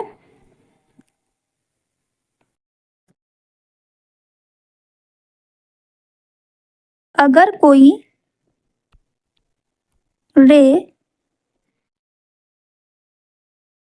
पोल की तरफ आ रही है, कनकेव मिरर में पोल की तरफ आ रही है, या कन्वेक्स मिरर में भी पोल पे आ रही है, पोल के थ्रू आ रही है, इस तरह से इंसिडेंट कर रही है, तो वो हमेशा बिल्कुल सेम एंगल से ऑब्लिकली रिफ्लेक्ट करेगी, इस तरह से। ठीक है, इस तरह से ऑब्लिकली रिफ्लेक्ट करेगी और हर कंडीशन में angle I is equal to angle R होगा। हर कंडीशन में angle I is equal to angle R होगा। ओके, तो ये 4 रूल्स आपको हमेशा ध्यान में रखने हैं। चलिए एक बार फिर से बता देते हैं। पहला रूल क्या था? अगर कोई रे पैरेलल आ रही है, पैरेलल टू प्रिंसिपल एक्सिस आ रही है, तो वो हमेशा फोकस के थ्रू रिफ्लेक्ट करेगी। ठीक है, फोकस के थ्रू रिफ्लेक्ट करेगी। दूसरा रूल हमने देखा कि अगर कोई रे फोकस पे आ रही है, फोकस के थ्रू आ रही है, तो वो हमेशा प्रिंसिपल एक्सिस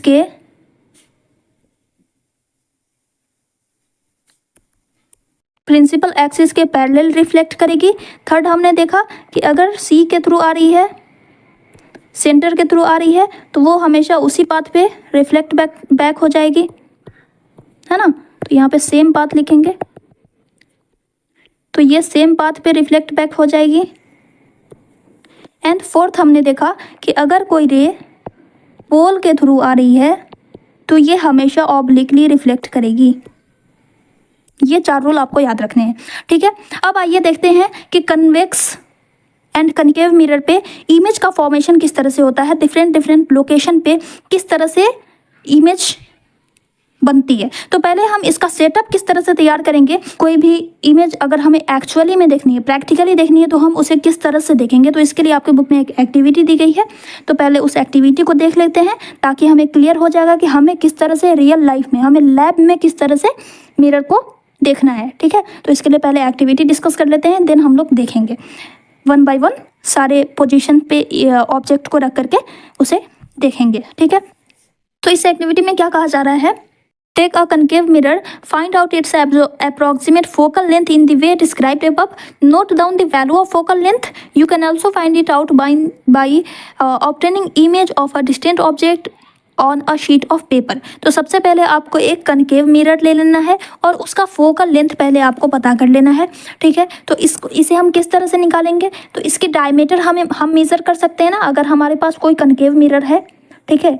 अगर हमारे पास कोई कनकेव मिरर है तो हमें इसकी जो डायमीटर है ये तो हम मेज़र कर सकते हैं, और इसकी जब डायमीटर पता हो जाएगी तो उस डायमीटर का आधा रेडियस होगा, है ना, और उस रेडियस का हाफ फोकल लेंथ होगा, तो हमें फोकल लेंथ पता चल जाएगी। तो इस तरह से हम फोकल लेंथ पता कर लेंगे। उसके बाद क्या करना है, mark a line on a table with a chalk, place the concave mirror on a stand, place the stand over the line such that its pole lies over the line. अब आपको क्या करना है कि टेबल पे एक line draw कर लेनी है इस तरह से, ठीक है। इस तरह से लाइन ड्रॉ कर लेनी है और उस पर इस इमेज को, इस मिरर को एक स्टैंड में पहले फिक्स कर लेना है ना। ये गोल होगा इस तरह से, जिसका अंदर वाला साइड जो है वो धंसा हुआ है, कनकेव है, ठीक है। तो इसको आप पहले स्टैंड में सेट कर लोगे, ठीक है। मान लेते हैं कि ये स्टैंड में इस तरह से फिक्स है। तो इस स्टैंड को आपको यहाँ पे लोकेट कर लेना है। मिरर इस तरह से आपने लोकेट कर दिया। अब क्या करना है, draw with A chalk 2 more line parallel to the previous line such that the distance between any two successive lines is equal to the focal length of the mirror। अब आपको 2 लाइन और draw करनी है इसके बिल्कुल parallel, ठीक है, और इतना कि जितना आपको फोकल लेंथ निकला है। तो मान लेते हैं कि अगर फोकल लेंथ इसकी 5 सेंटीमीटर है तो 5 सेंटीमीटर के डिस्टेंस पे आपको 2 लाइन यहाँ पे ड्रॉ कर लेनी है। एक लाइन यहाँ पे ड्रॉ किया तो सेम डिस्टेंस पे हमने दूसरी लाइन भी ड्रॉ कर लेनी है, और इस दोनों के बीच के जो डिस्टेंस है वो 5 सेंटीमीटर यानी कि फोकल लेंथ के बराबर रखनी है। अब क्या करना है, this line will now correspond to the position of the point P, F and C. अब इसको लोकेट कर देना है। यहाँ पे ये पोल है, मान लेते हैं कि ये पोल है, पी है, तो यहाँ पे एफ होगा, है ना, तभी तो फोकल लेंथ होगा ना। ये प्रिंसिपल फोकस हो गया और यहाँ पे सी हो गया, ठीक है, लोकेशन हो गई। अब इसे आप इस तरह से ड्रॉ भी कर सकते हैं। अब क्या करना है, कीप अ ब्राइट ऑब्जेक्ट से a burning candle at a position far beyond C. अब एक ब्राइट कैंडल, एक जलती हुई मोमबत्ती, एक बर्निंग कैंडल को अब आपको सी से बहुत दूर रखना है। मान लो तो यहाँ पे रखना है, ठीक है। बर्निंग कैंडल को बिल्कुल सी के एकदम पीछे रखना है, ठीक है। यहाँ पर हमने इमेज रख दिया।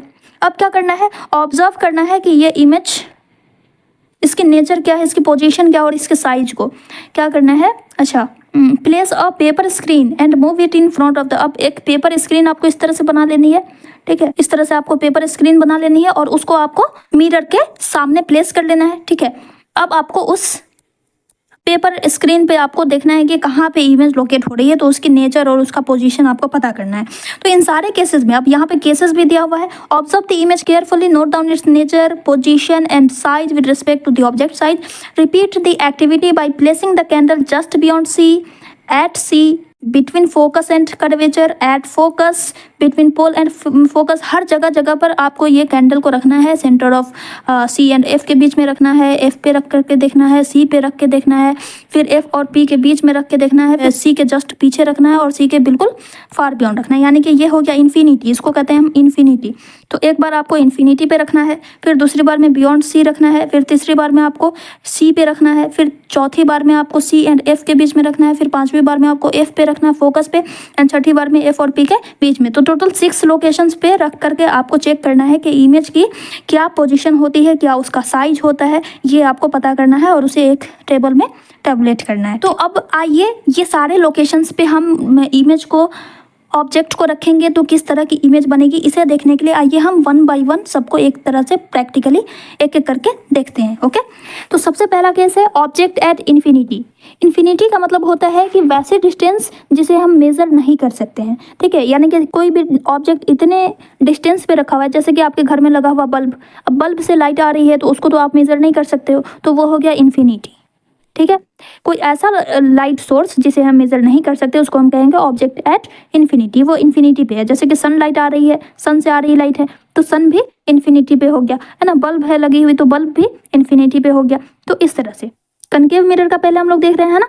तो देखिए अब ये है कनकेव मिरर, इसकी ये पॉलिश्ड साइड है, ओके। ये है पी और ये है प्रिंसिपल एक्सिस, ठीक है। ये है पी, यहाँ पे है फोकस और ये है सेंटर ऑफ कर्वेचर। ठीक है, आपको हमेशा सेंटर ऑफ कर्वेचर और एफ के बीच की जो डिस्टेंस है PC हमेशा उसके बीच में फोकस होगा। ठीक है, P और C के बिल्कुल बीच डिस्टेंस पे आपको फोकस रख लेना है। ये आपके NCERT बुक पे ऐसा ही दिया हुआ है, R is equal to F। ठीक है, ओके। तो जब कोई ऑब्जेक्ट इन्फिनिटी पर हो तो उससे आने वाली लाइट हमेशा प्रिंसिपल एक्सिस के पैरेलल होगी। ये हमेशा याद रखना है। जब भी कोई ऑब्जेक्ट इन्फिनिटी पे होगा तो उससे जो भी लाइट आ रही है, जैसे कि यहाँ पे कोई ऑब्जेक्ट है, ठीक है, अब इससे लाइट आ रही है तो वो हमेशा प्रिंसिपल एक्सिस के पैरेलल होगी।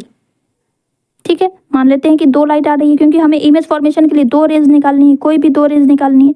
ठीक है, तो according to rule 1 principal axis के पैरेलल आने वाली रेस हमेशा प्रिंसिपल फोकस के थ्रू रिफ्लेक्ट करती है। तो ये रिफ्लेक्ट कर जाएगी इस तरह से, ये वाली रेज रिफ्लेक्ट कर जाएगी इस तरह से।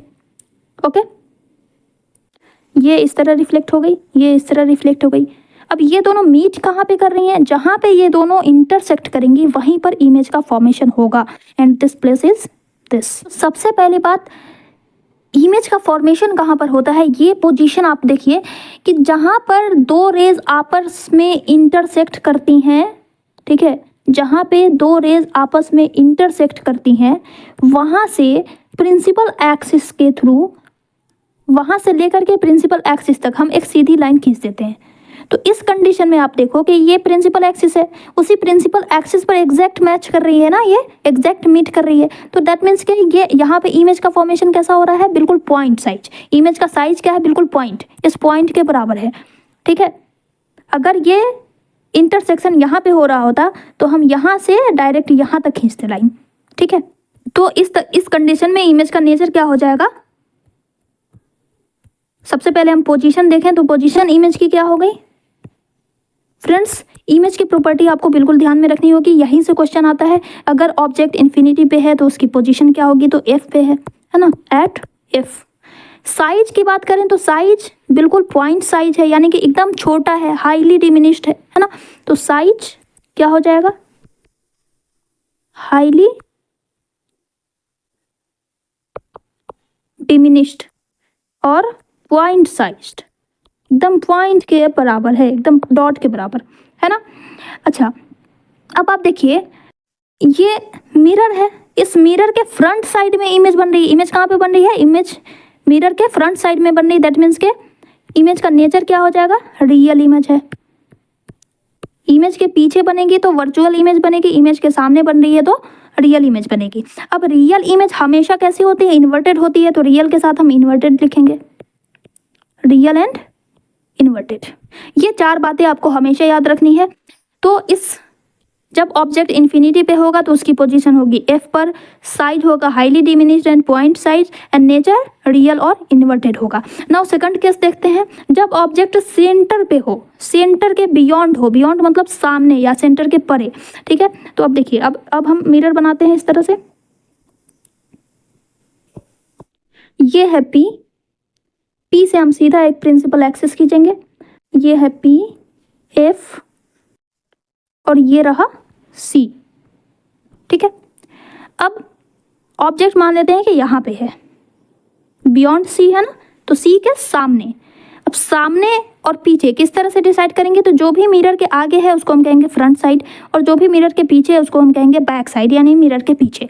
तो बियॉन्ड C यानी कि C के आगे। ठीक है,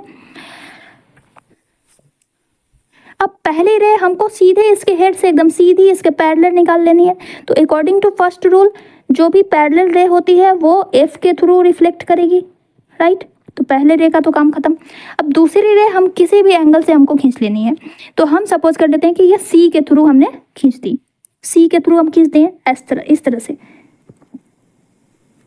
C के थ्रू हमने खींच दिया।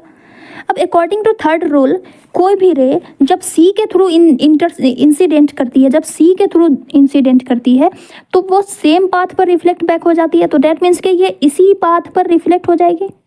अब ये दोनों रेस इंटरसेक्ट कहाँ पे कर रही है? इस पॉइंट पे कर रही है ना, इस पॉइंट पे कर रही है इंटरसेक्ट, राइट। तो इमेज यहीं पे बनेगी। अब इमेज किस तरह से बनाते हैं? जहाँ पे 2 रेज आपस में इंटरसेक्ट कर रही है उससे प्रिंसिपल एक्सिस पर एक वर्टिकल लाइन हम इस तरह से खींच देते हैं, यही इमेज का साइज हो जाता है ना। सो इमेज का फॉर्मेशन यहाँ पे हुआ। ओके, अब आइए इमेज के नेचर की बात करते हैं। तो सबसे पहले पोजीशन क्या हो जाएगी इमेज की? सी और एफ के बीच में, between C and F, centre and focus के बीच में। साइज क्या है इमेज की? तो ऑब्जेक्ट से छोटा है इमेज, यानी कि डिमिनिश्ड है।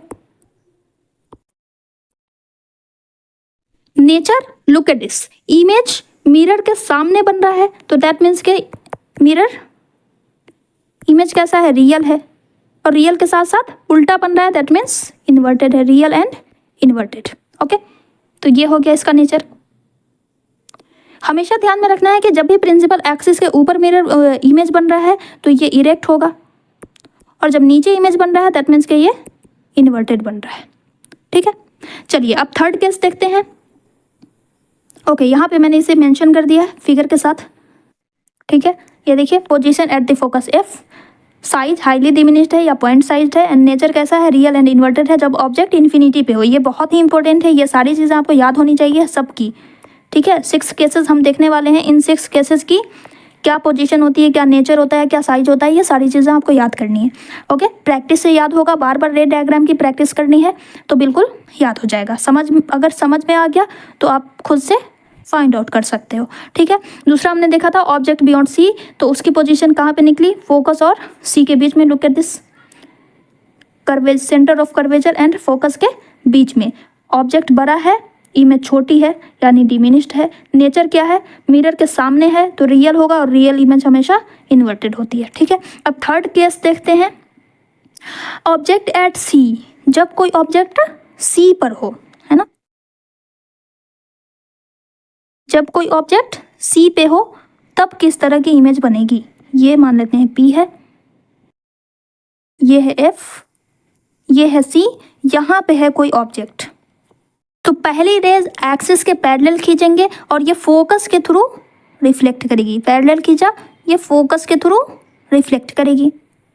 अब दूसरी रेज हमें किसी भी एंगल से ले लेनी है, तो अगर हम P के थ्रू खींचते हैं तो P के थ्रू आने वाली रे हमेशा ये इस तरह से ऐसे आएगी और ये इस तरह से रिफ्लेक्ट करेगी, तो ये तो कभी मीट नहीं करेगी, ऐसा दिख रहा है हमें। तो हम पोल के थ्रू नहीं लेंगे, हमेशा हमें पहले कोशिश करनी है कि ये दोनों रेज आपस में एक्चुअल में मीट कर सके, ऐसा हमें पहले पॉइंट ढूंढना है, तभी हम इस तरह की कंडीशन लेंगे जहाँ पे ये मीट नहीं कर रही हैं। इसलिए हम दूसरी रे प्रिंसिपल फोकस F के थ्रू खींचेंगे।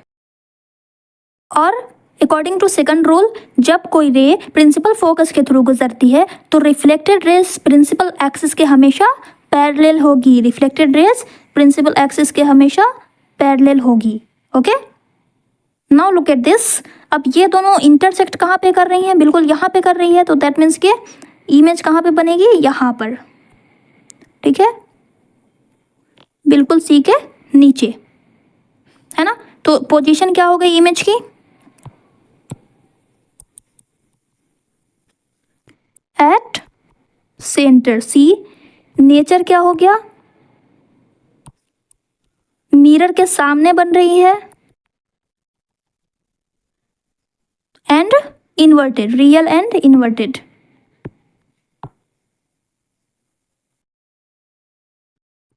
और साइज कैसा है? बिल्कुल ऑब्जेक्ट के बराबर है। लुक एट दिस, एकदम देखने में भी लग रहा है ना इक्वल साइज, तो साइज सेम होगी, सेम साइज।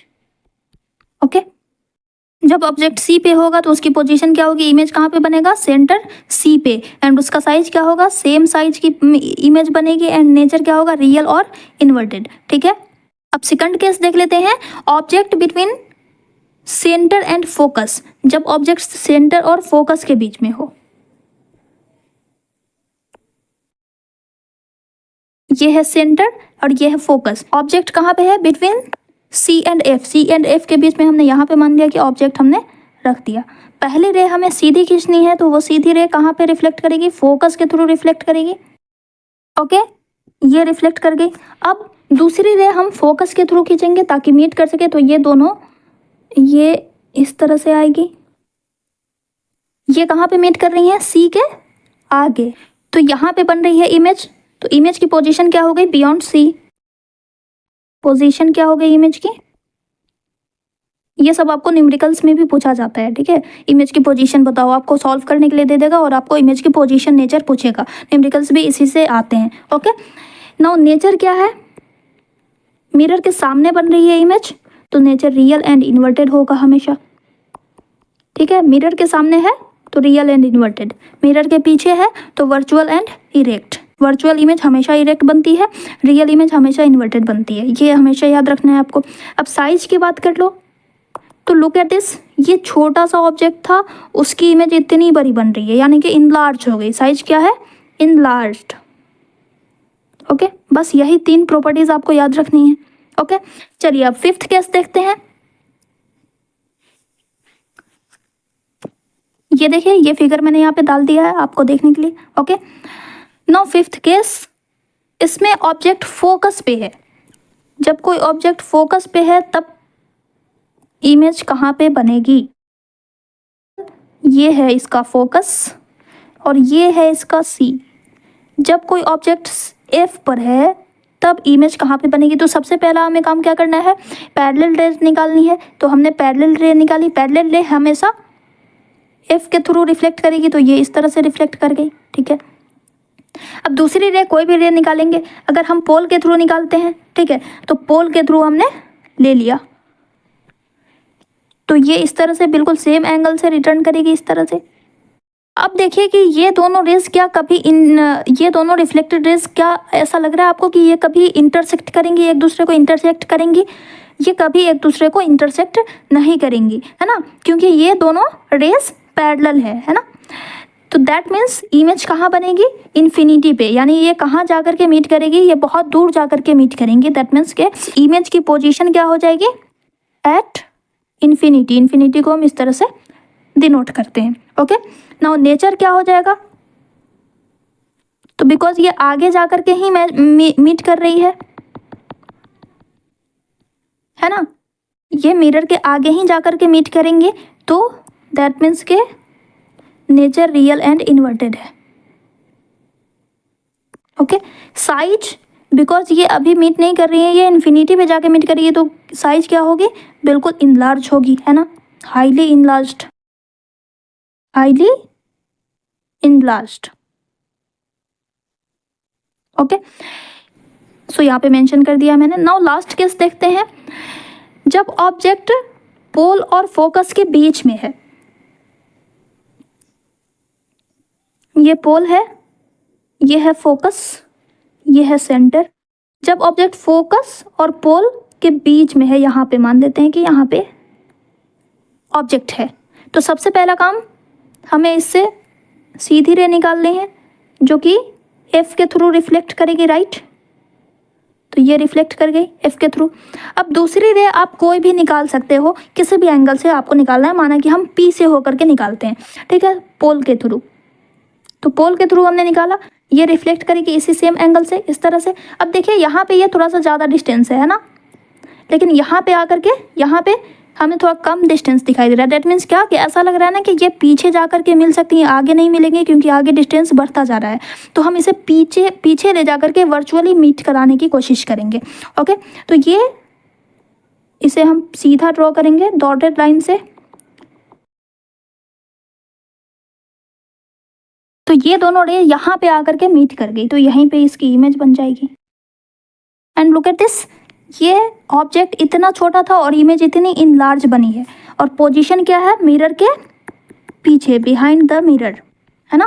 तो इसकी पोजीशन हम लिखेंगे बिहाइंड द मिरर। साइज क्या है, इनलार्ज्ड है। एंड इसका नेचर क्या है, मिरर के पीछे बन रही है तो वर्चुअल होगी, और जब वर्चुअल है और सीधी भी है तो इरेक्ट, वर्चुअल एंड इरेक्ट, ये नेचर हो गया, ठीक है। तो ये 6 केसेस हैं टोटल कनकेव मिरर से बनने वाले इमेज के, ठीक है। 6 पोजीशन पे 6 टाइप्स की इमेज हमें मिलती हैं। आपने देखा कि इसमें हमें 6 केसेस में से हमें 5 केसेस हमने ऐसे देखे जिसमें रियल और इन्वर्टेड इमेज मिली हमें। एंड एक केसेस, बस यही एक ऐसा केस है जिसमें वर्चुअल और इरेक्ट इमेज बन रही है, इसलिए ये बहुत ही इंपॉर्टेंट केस है, इसको आप हमेशा ध्यान में रखिएगा। ये एग्जाम के पॉइंट ऑफ व्यू से ये बहुत इंपॉर्टेंट केस है, ओके क्योंकि हमने जितने भी 5 केसेस देखे उसमें रियल और इन्वर्टेड इमेज बनती है। एंड बस एक यही केस है जब मिरर के बिल्कुल पास होगा कोई ऑब्जेक्ट, यानी कि फोकस और पोल के बीच में जब कोई ऑब्जेक्ट होगा तभी वर्चुअल और इरेक्ट इमेज बनेगी, ठीक है। तो इसे आपको बिल्कुल ध्यान में रखना है, ओके। तो अभी तक हमने जो 6 केसेस देखे उसे मैंने यहाँ पे समराइज कर दिया है, ये आपकी बुक का टेबल है, ठीक है। तो चलिए एक बार फिर से रिकॉल कर लेते हैं। जब ऑब्जेक्ट इन्फिनिटी पे होगा तो पोजीशन क्या होगी, फोकस पे इमेज बनेगा। Highly diminished and point size image बनेगा क्योंकि इन्फिनिटी से आ रही रेज पैरेलल होती है प्रिंसिपल एक्सिस के, और प्रिंसिपल एक्सिस के पैरेलल होने वाली रेज, आने वाली रेज, ये हमेशा फोकस के थ्रू रिफ्लेक्ट करती है, इसलिए इमेज हमेशा फोकस पे बनेगा और पॉइंट साइज बनेगा। एंड रियल और इन्वर्टेड होगा। जब बियॉन्ड सी हो, जब सी के पीछे की तरफ होगा तो फोकस और कर्वेचर, सेंटर ऑफ कर्वेचर के बीच में पोजीशन होगी, साइज डिमिनिश्ड होगा, रियल एंड इन्वर्टेड इमेज बनेगी। जब ऑब्जेक्ट सी पर होगा तो पोजीशन भी, इमेज की पोजीशन सी पे होगी, सेम साइज का इमेज बनेगा, रियल एंड इन्वर्टेड होगा। जब सेंटर एंड फोकस के बीच में हो ऑब्जेक्ट तो बियॉन्ड सी बनता है, इनलार्ज्ड इमेज बनेगा, रियल एंड इन्वर्टेड होगा। जब फोकस पे होगा तो इन्फिनिटी पे बनेगी इमेज, हाईली इनलार्ज्ड होगी एंड रियल एंड इन्वर्टेड होगी। ये केस भी बहुत इंपॉर्टेंट है, ये केस भी बहुत इंपॉर्टेंट है, ओके। जब पोल और फोकस के बीच में होगी तो बिहाइंड द मिरर बनता है, इनलार्ज्ड बनता है, वर्चुअल और इरेक्ट बनता है, ओके। तो इस तरह से आपने देखा कि कनकेव मिरर से सभी टाइप की इमेज बनती है, डिमिनिश्ड भी बनती है यानी कि छोटी भी बनती है, सेम साइज की भी बनती है और हाईली इनलार्ज्ड भी बनती है। तीनों टाइप की इमेज हमें किससे मिलती है, तो आप कहोगे कनकेव मिरर से, ठीक है। सेम साइज की कब मिलेगी, जब, ये भी क्वेश्चन आपसे पूछा जा सकता है कि कब इमेज सेम साइज की मिलती है, तो जब ऑब्जेक्ट सी पर होता है, सेंटर पे होता है तो, ओके। अब इससे रिलेटेड एक एक्टिविटी आपकी बुक में दी हुई है तो देख लेते हैं इसे। इसमें क्या कहा जा रहा है, ड्रॉ नीट रे diagram for each position of the object shown in table 9.1। जो टेबल अभी आपने देखा उसी टेबल के बारे में कहा जा रहा है कि उसमें से उस जो भी पोजीशन, उसमें 6 पोजीशन दी हुई है, उसका रे डायग्राम आपको ड्रॉ करना है। ये आप लोग खुद से कीजिएगा, प्रैक्टिस भी हो जाएगी। उसके बाद उसमें से कोई भी 2 रे डायग्राम ले लेना है और उसे आपको बुक में 9.7 में फिगर दिया हुआ है उससे मैच करना है, तो ये आपके लिए, ठीक है। इसमें कुछ नहीं है, जो हमने 6 कंडीशंस देखी अभी वही 6 केसेस यहाँ पे दिए हुए हैं और उसी का नेचर, पोजीशन, रिलेटिव साइज देखना है। तो इसमें कुछ था नहीं, ठीक है, ये हमने ऑलरेडी कर लिया, ओके। अब चलिए हम लोग इसके यूजेस को देख लेते हैं, कनकेव मिरर कहाँ कहाँ यूज किए जाते हैं। तो कनकेव मिरर बिकॉज ये दूर से आने वाली रेस को इकट्ठा करने का काम करता है, एक जगह कंसेंट्रेट करने का काम करता है, एक जगह कन्वर्ज करने का काम करता है, इसलिए ये ऐसे चीज़ों में इस्तेमाल होगा जहाँ पे हमें बहुत दूर तक लाइट भेजनी हो, है ना। तो इसीलिए ये टॉर्च में, सर्च लाइट में, व्हीकल्स का जो हेड लाइट होता है, आगे की तरफ जो लाइट लगी हुई होती है उसमें यूज़ किया जाता है ताकि बहुत दूर तक दिखाई दे। इसके अलावा शेविंग मिरर में इसका यूज़ किया जाता है ताकि इमेज सीधी दिखाई दे और इनलार्ज इमेज हमें दिखाई दे सके। इसके अलावा डेंटिस्ट टूथ कैरीज देखने के लिए यूज़ करते हैं ताकि उसे दांत साफ साफ दिखाई दे सकें, जो कैविटीज़ हैं वो क्लियर दिखाई दे सके, तो इसलिए डेंटिस्ट भी इसका यूज़ करते हैं। It is use to concentrate sunlight to produce heat in solar furnace. Solar panel जो होता है ना, इसके बनाने में भी ये कनकेव मिरर यूज़ किया जाता है क्योंकि ये बहुत सारी सनलाइट जो आ रही होती है उसको एक पॉइंट पे कंसेंट्रेट करता है, जिससे कि ये सोलर पैनल में हेल्प मिलती है, ठीक है। तो ये यूजेस थे कनकेव मिरर के। अब इसके बाद फिर एक एक्टिविटी दी हुई है आपकी बुक में। इसमें क्या कहा जा रहा है, take a convex mirror, hold it in one hand, hold a pencil in the upright position in other hand, observe the image of the pencil in the mirror, is the image erect और inverted. तो आप जब convex mirror के सामने कोई pencil रखोगे, ठीक है, कोई पेंसिल जब आप इसके सामने रखोगे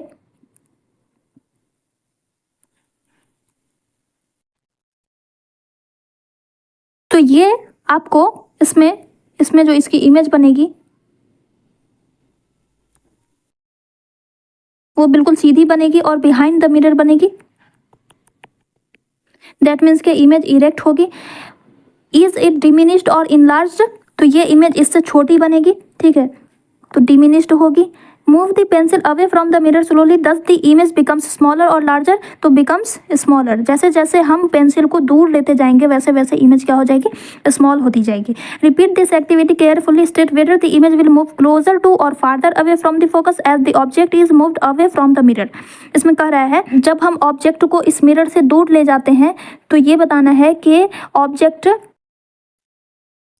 फोकस के पास बन रही है या फोकस से दूर होती जा रही है, आपको ये बताना है, ठीक है। तो इमेज फोकस के क्लोज बनेगी, क्लोजर टू फोकस, ठीक है। तो ये क्वेश्चन आपसे पूछा जा सकता है कि जब ऑब्जेक्ट को मिरर से दूर ले जाएंगे तो इमेज फोकस से दूर हो जाएगी या फोकस के करीब आएगी, क्लोज आएगी, तो आपका आंसर होगा closer to, it will move closer to focus. Okay, चलिए अब हम देखते हैं कन्वेक्स मिरर के केसेस को देखते हैं इसी बेसिस पे। तो इसमें दो टाइप के केसेस होते हैं बस। ओके, पहला केस जब ऑब्जेक्ट इन्फिनिटी पे हो और दूसरा केस है कि जब ऑब्जेक्ट इन्फिनिटी एंड पोल के बीच में हो, यानी कि इन्फिनिटी और पोल के बीच में, यानी कि किसी ऐसे डिस्टेंस पे है जिसे हम मेजर कर सकते हैं। ओके, तो पहला केस पहले देखते हैं जब ऑब्जेक्ट इन्फिनिटी पे है, तो ये है आपका कन्वेक्स मिरर।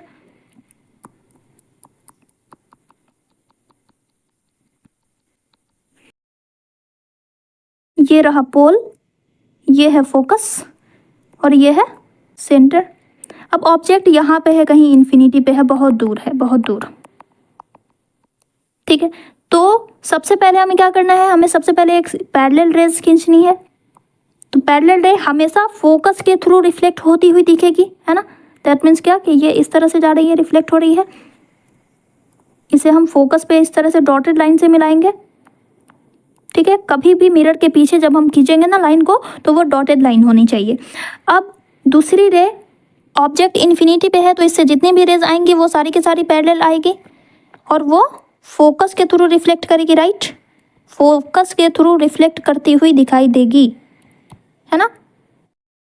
अब ये रियल लाइफ में तो कभी ये दोनों रे जो हैं वो मीट नहीं करेंगे, तो इसे हम वर्चुअली यहाँ पे मीट कराएंगे, फोकस पे आकर के ये मीट कर रही है और दोनों इंटरसेक्ट कर रही हैं फोकस पर ही, और प्रिंसिपल एक्सिस भी इसी पे है, यानी कि डॉटेड साइज की इमेज बन रही है। तो पोजीशन हम क्या हो जाएगी इसकी पोजीशन, एट फोकस। साइज की बात करेंगे तो बिल्कुल छोटी, highly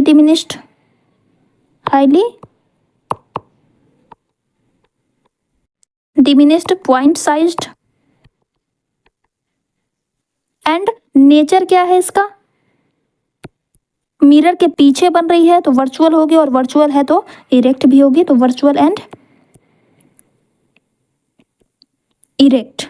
okay, now second case देखते हैं, object between infinity and pole.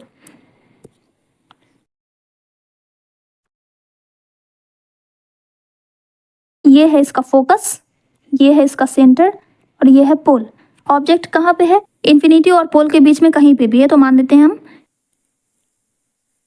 हैं कि यहाँ पे ऑब्जेक्ट है, ठीक। तो पहली रे हमने सीधी खींची, ये रिफ्लेक्ट करेगी फोकस के थ्रू, तो इसे हम डॉटेड लाइन से पहले इसे मैच करेंगे। ओके, अब दूसरी रे कोई भी निकाल लेते हैं, मान लेते हैं कि वो सी के थ्रू होती हुई दिखाई दे रही है, सी के थ्रू आती हुई दिख रही है ना, सी पे रिफ्लेक्ट करती हुई वो दिख रही है। तो अकॉर्डिंग टू रूल जो सी के थ्रू रिफ्लेक्ट करती हुई दिखती है वो सी पर ही वापस चली जाती है, सी के थ्रू ही वापस चली जाती है, यानी कि ये ऐसे ही रिफ्लेक्ट हो गई। अब ये और ये दोनों रिफ्लेक्टेड रेज क्या आपस में मीट करेंगी, नहीं मीट करेंगी ना, तो इसे हम वर्चुअली मीट कराएंगे पीछे ले जा करके। तो ये दोनों कहाँ पे इंटरसेक्ट कर रही है, फोकस और पोल के बीच में, यानी कि इमेज यहीं पे बनेगी। और आप देखिए इमेज इतनी छोटी सी है और ऑब्जेक्ट इतना बड़ा है ना, यानी कि इमेज कैसे बन रही है, छोटी, डिमिनिश्ड। कहाँ पे बन रही है, पोल और फोकस के बीच में, तो इसकी पोजीशन पहले लिखेंगे, position between pole and focus, और मिरर के पीछे बन रही है, मिरर के पीछे बन रही है तो वर्चुअल एंड इरेक्ट बनेगी। तो यहाँ पे हम लिखेंगे behind the mirror. Okay, size क्या है, छोटा है, डिमिनिश्ड। एंड नेचर क्या है, वर्चुअल एंड इरेक्ट। ओके, यहाँ पे मैंने इसे नोट डाउन कर दिया है। जब इन्फिनिटी पे होगा तो पोजीशन फोकस पे होगी, highly diminished point size, virtual and erect image बनेगी। और जब ऑब्जेक्ट इन्फिनिटी एंड पोल के बीच किसी भी पॉइंट पे है तो हमेशा पोजीशन क्या होगी, पोल और फोकस के बीच में होगी, साइज डिमिनिश्ड होगी एंड नेचर वर्चुअल और इरेक्ट होगा। तो आप देखो कन्वेक्स मिरर में इमेज हमेशा छोटी और वर्चुअल इरेक्ट बनेगी। इसमें दो ही केसेस हैं, दोनों ही केसेस में कैसी बन रही है, इमेज छोटी बन रही है। यानी कि अगर हमें बहुत फुल लेंथ, बहुत इन लार्ज ऑब्जेक्ट को देखना होगा तो हम किस मिरर का यूज़ करेंगे, कन्वेक्स मिरर का, क्योंकि ये छोटा करके हमें दिखाती है ना। तो हमें बहुत लंबा सा ट्री देखना है तो हम किस मिरर का यूज़ करेंगे, कन्वेक्स मिरर का। ओके, इसके यूज़ की अगर हम बात करें तो कन्वेक्स मिरर हमेशा व्हीकल्स में यूज़ किया जाता है रेयर व्यू मिरर्स के रूप में। साइड मिरर जो लगा हुआ होता है इस तरह से, इसमें कन्वेक्स मिरर का यूज़ किया जाता है ताकि पीछे तक क्लियर दिखाई दे सके। और हमेशा कन्वेक्स मिरर में हमेशा इरेक्ट इमेज हमें मिलती है, हमेशा सीधी इमेज मिलती है, इसलिए भी कन्वेक्स मिरर को प्रेफर किया जाता है ताकि क्लियर दिखाई दे सके और ये छोटा इमेज देता है। इसके साथ ही साथ बिकॉज कन्वेक्स मिरर से जो भी रेज आती हैं वो दूर तक रिफ्लेक्ट करती है ना, ये डाइवर्ज हो जाती है, तो ये वाइडर एरिया को कवर अप करता है। यहाँ से रे आई वो भी ड्राइवर की आंखों में जाएगी, यहाँ से रे आ रही है वो भी ड्राइवर की आंखों में जाएगी, इधर से रे आ रही है वो भी ड्राइवर की आंखों में जाएगी। यहाँ पे ड्राइवर की आईज है अगर, तो सारी हर तरफ से रे आ करके वो ड्राइवर की आंखों में जाएगी। यानी ड्राइवर दूर तक के, इतने दूर तक के एरिया को वो देख सकता है, इसीलिए ड्राइवर कन्वेक्स मिरर का यूज़ करते हैं। ओके, तो इसका एक ही यूज़ है, आपको याद रखना है, रेयर व्यू मिरर्स के रूप में उसे यूज़ किया जाता है। क्यों किया जाता है तो उसका ये कारण है, ये भी याद रखना है, क्वेश्चन पूछा जा सकता है। Why convex mirror are used as rear view mirrors in vehicles, तो उसका रीज़न है, पहला reason convex mirrors are preferred because they always give an erect though diminished image. Second, they have a wider field of view as they are curved outwards, outward curve होने की वजह से आप wider field of view देता है। ये larger area को cover up करता है rather than plane mirror, plane mirror से भी ज़्यादा एरिया को कवर अप करता है, इसीलिए रियर व्यू मिरर्स में कन्वेक्स मिरर यूज़ किए जाते हैं। ओके, तो इस तरह से हमने 3 मिरर्स देखे, plane mirror, concave mirror, convex mirror. अब इस पर बेस्ड एक एक्टिविटी दी हुई है, लुक एट दिस। इसमें क्या कहा जा रहा है, observe the image of a distant object से अ डिस्टेंट ट्री। मान लो कि कोई ट्री है, उसको ऑब्जर्व करना है प्लेन मिरर में। Could you see a full length image, तो आंसर होगा नो, क्योंकि प्लेन मिरर जो है ये हमेशा सेम साइज की इमेज देता है ना। तो इतना छोटा ऑब्जेक्ट है तो उसके लिए हमें इतना छोटा सा प्लेन मिरर लेंगे तो उसमें दिखेगा। लेकिन अगर इतना बड़ा ऑब्जेक्ट है तो इसको देखने के लिए हमें इतना बड़ा प्लेन मिरर लेना पड़ेगा। तो जितना बड़ा ट्री है उतना बड़ा हम प्लेन मिरर तो ले नहीं सकते हैं, तो इसलिए इससे पॉसिबल नहीं है। उसके बाद क्या करना है, try with plane mirrors of different size. Different size का प्लेन मिरर लेना है, फिर भी हमें फुल लेंथ की इमेज नहीं दिखाई देगी। Now repeat this activity with a concave mirror. अब इसे कनकेव मिरर से रिपीट करना है इस एक्टिविटी को। Did the mirror show full length image of the object, तो फिर भी आंसर होगा नो, क्योंकि कनकेव मिरर से हमें एक सर्टेन पॉइंट पे, एक सर्टेन पोजीशन पर ही हमें सेम साइज की इमेज मिलती है, एंड दैट इज एट सी। जब सेंटर पे होगा, इस कन्वेक्स मिरर का जो सेंटर ऑफ कर्वेचर है, अगर वहाँ पे इमेज है तभी हमें सेम साइज की फुल लेंथ की इमेज दिखाई देगी, हर कंडीशन में नहीं दिखाई देती है। तो ये भी, इसका भी आंसर हो जाएगा no. Now try using a convex mirror, did you succeed, yes. Convex mirror से हमें हर पोजीशन पर हमें फुल लेंथ इमेज मिल जाएगी, क्योंकि ये वाइडर एरिया को कवर अप करता है, because it is curved outward curved होने की वजह से ये वाइडर रेंज को कवर अप करता है, जिसकी वजह से ये फुल लेंथ इमेज हमें देता है। ठीक है, तो इसका ऑब्जर्वेशन मैंने यहाँ पे रीजन के साथ मेंशन कर दिया है। Yes, in a convex mirror we can see a full length image of a distant object because convex mirror has a wider field of view as it is curved outwards.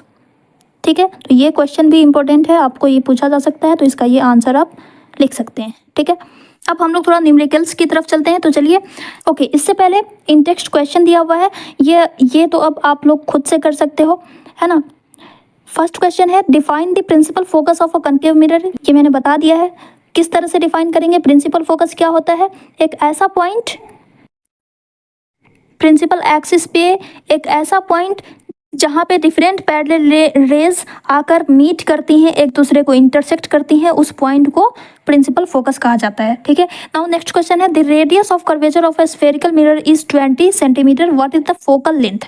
तो radius of curvature दिया हुआ है आपको 20 centimetre, आपको focal length बताना है, तो focal length is equal to r/2 हो जाता है, तो ये 20/2 हो जाएगा, 10 आंसर हो जाएगा। ठीक है, थर्ड है name a mirror that can give an erect and enlarge image of an object. तो इरेक्ट एंड इनलार्ज इमेज किस में मिलती है, हमने टोटल 8 केसेस देखे, उसमें इरेक्ट और इनलार्ज इमेज हमें कब मिलती है।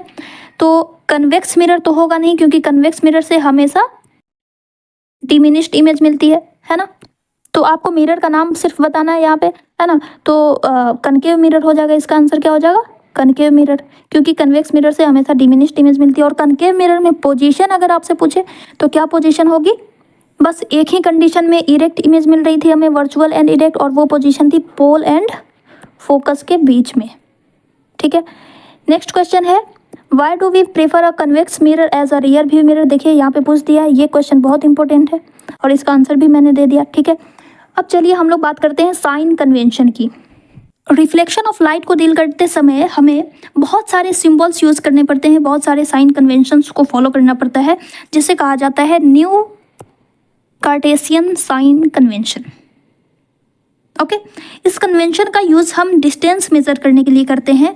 इमेज से मिरर की डिस्टेंस कितनी है, ये मिरर है, इससे कोई ऑब्जेक्ट रखा हुआ है तो उसकी डिस्टेंस कितनी होगी, उसके साथ हम पॉजिटिव साइन देंगे या निगेटिव साइन देंगे।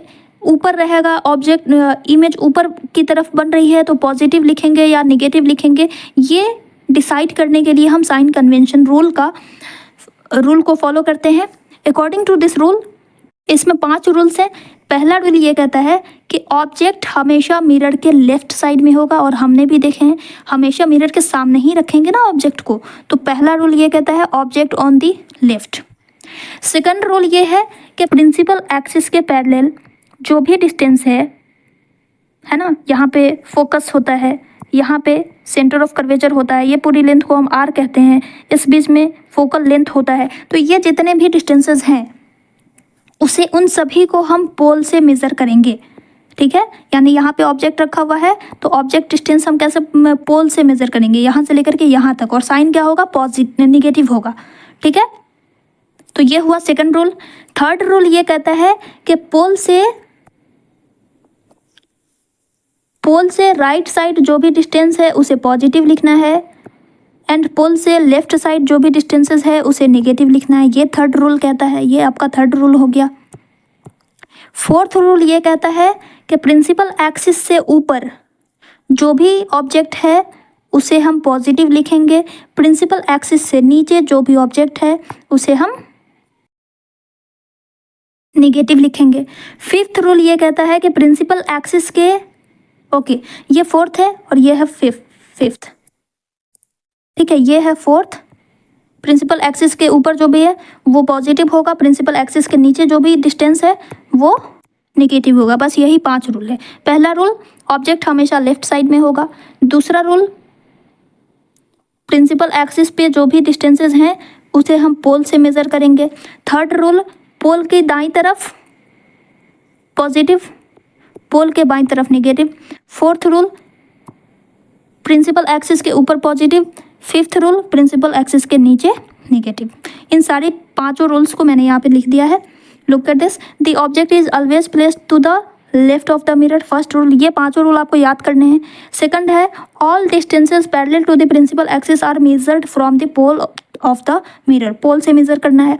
थर्ड रूल कह रहा है कि all the distances measures to the right of the origin, मतलब ओरिजिन कहा जाता है पी को, पोल को, तो पोल से राइट साइड में पॉजिटिव होगा एंड पोल से लेफ्ट साइड में निगेटिव लिया जाएगा। फोर्थ रूल है distance measure perpendicular to and above the principal axis के ऊपर पॉजिटिव होगा। फिफ्थ रूल ये है कि प्रिंसिपल एक्सिस के नीचे निगेटिव होगा। ठीक है, तो ये भी आपके लिए इंपॉर्टेंट है, इससे क्वेश्चन पूछा जा सकता है कि आपको रूल्स लिखना है, write the 5 rules of new Cartesian sign convention, तो ये रूल्स भी आपको याद रखने हैं। ओके, अब आइए बात करते हैं मिरर फॉर्मूला एंड मैग्नीफिकेशन की। इसके बाद हम लोग इससे रिलेटेड न्यूमेरिकल्स देखेंगे और यही आज का हमारा लास्ट टॉपिक रहने वाला है। ओके, तो मिरर फॉर्मूला में आपको 3 वैल्यू याद रखनी है। ये कनकेव मिरर है, ये कन्वेक्स मिरर है, और इसमें अंदर की तरफ, ठीक है, ये है पोल, ये है एफ, ये है सी, इसमें ये पोल है, ये है एफ, ये है सी। तो कनकेव मिरर में एफ की वैल्यू, सी की वैल्यू, आर की वैल्यू और फोकल लेंथ की वैल्यू, ये सब, और ऑब्जेक्ट की वैल्यू, ये सब निगेटिव होगा, ये सब निगेटिव लिखेंगे कनकेव मिरर में, है ना। और कन्वेक्स मिरर में focal length, principal focus, centre of curvature, P C यानी कि आर, ये सब हमेशा पॉजिटिव लिखेंगे क्योंकि मिरर के पीछे है, मिरर के आगे निगेटिव, मिरर के पीछे पॉजिटिव। क्लियर। अब दूसरी बात, पोल से ऑब्जेक्ट तक की जो डिस्टेंस होती है, ये ऑब्जेक्ट है ना, तो पोल से ऑब्जेक्ट तक की डिस्टेंस को हम यू से डिनोट करते हैं, और यू हमेशा मिरर के सामने होता है, तो यू हमेशा निगेटिव होगा। ये आपको याद रखना है, यू हमेशा निगेटिव होगा दोनों ही केसेस में। ठीक है, पोल से इमेज की डिस्टेंस को हम भी से डिनोट करते हैं, और फोकल लेंथ आपको पहले से ही पता है कि उसे हम एफ से डिनोट करते हैं। बस इसी तीनों वैल्यू से मिल करके एक, इन तीनों में एक रिलेशनशिप बनता है जिसे हम कहते हैं मिरर फॉर्मूला, जो कि ये बताता है 1/v + 1/u = 1/f। Okay, the formula which gives the relationship between the distance of object u from the mirror, the distance of image v from the mirror and the focal length of the mirror, that is f। Okay, ये mirror formula plane mirror के लिए भी applicable है, spherical mirror के लिए भी applicable है। हमेशा याद रखना है कि ऑब्जेक्ट की जो डिस्टेंस होगी u से डिनोट करेंगे, हम इसे u से डिनोट करेंगे, और ये हमेशा निगेटिव वैल्यू होगी, हमेशा निगेटिव होगी क्योंकि ये हमेशा लेफ्ट साइड में ही ऑब्जेक्ट प्लेस्ड होगा। ओके, इमेज डिस्टेंस को भी से डिनोट करेंगे, हाइट को, इमेज की जो हाइट होती है ना, ये हाइट जिसे हम साइज कहते हैं, तो इमेज की अगर हाइट है तो उसे हाइट ऑफ इमेज HI लिखेंगे, और अगर ऑब्जेक्ट की हाइट है तो उसे हम हाइट ऑफ ऑब्जेक्ट HO लिखेंगे। ठीक है, अब देखिए इमेज की हाइट और ऑब्जेक्ट की हाइट, इसके बीच क्या रेशियो है उसे एक्सप्रेस करने के लिए हम मैग्नीफिकेशन का यूज़ करते हैं। What is magnification? ऑब्जेक्ट की हाइट यानी साइज के रिस्पेक्ट में इमेज की क्या साइज है, उसी रेशियो को मैग्नीफिकेशन कहा जाता है। मतलब कि comparison between size of image with respect to size of object. अगर मान लेते हैं कि ऑब्जेक्ट की साइज h है, ठीक है, ऑब्जेक्ट की साइज h है, ऑब्जेक्ट की साइज h है और इमेज की साइज h डैश है, तो magnification equal to height of the image upon height of the object, ये फॉर्मूला होगा जो कि आपको याद रखना है। ओके, इसे ऑब्जेक्ट डिस्टेंस और इमेज डिस्टेंस के पर्सपेक्टिव में भी हम एक्सप्रेस करते हैं, तो वो होगा magnification is equal to -v upon u। तो ये भी फॉर्मूला बहुत इंपॉर्टेंट है। जब कभी आपको मैग्नीफिकेशन मालूम है और इन दोनों में से कोई एक वैल्यू निकालनी है, ये दोनों पता है, तो आप ये फॉर्मूला याद कर सकते हैं, मतलब यूज़ कर सकते हैं। ओके, और इसी m की वैल्यू से हम इमेज के नेचर को बता सकते हैं। कैसे? तो उसका ये शॉर्ट ट्रिक आपको यहाँ पे मैंने मेंशन कर दिया है। अगर m की वैल्यू 0 और 1 के बीच में आती है तो इमेज हमेशा छोटा होगा। अगर m की वैल्यू 1 के इक्वल आ रही है तो इमेज हमेशा सेम साइज का बनेगा। दैट मीन्स कि इमेज सेम साइज का है। अगर m की वैल्यू 1 से बड़ी है, m 1 से ज़्यादा है, तो दैट मीन्स कि इमेज इनलार्ज्ड होगा। ओके और अगर m की वैल्यू पॉजिटिव आ रही है तो दैट मीन्स कि इमेज वर्चुअल है, सीधा बन रहा है और वर्चुअल बन रहा है, वर्चुअल एंड इरेक्ट। और अगर m की वैल्यू निगेटिव है तो दैट मीन्स कि इमेज रियल एंड इन्वर्टेड बनेगा। ओके क्योंकि आपको पता है ना कि प्रिंसिपल एक्सिस से ऊपर पॉजिटिव साइन दिया जाता है, दैट मीन्स कि m पॉजिटिव है मतलब कि सीधा इमेज बन रहा है, और m नेगेटिव है दैट मीन्स कि उल्टा इमेज बन रहा है। उल्टा इमेज बनेगा तो रियल इमेज होगा, सीधा इमेज बनेगा तो वर्चुअल इमेज होगा। अब आइए इस पे बेस्ड कुछ न्यूमेरिकल्स देख लेते हैं। तो पहला क्वेश्चन है, a convex mirror used for rear view on an automobile has a radius of curvature of 3 metre. If a bus is located at 5 metre from this mirror, find the position, nature and size of the image. तो कोई convex mirror है जिसका radius of curvature दिया हुआ है, r दिया हुआ है, आपको रेडियस दिया हुआ है r is equal to 3 metre है ना। अब ये पॉजिटिव होगा या निगेटिव होगा आप बताइए। कन्वेक्स मिरर है,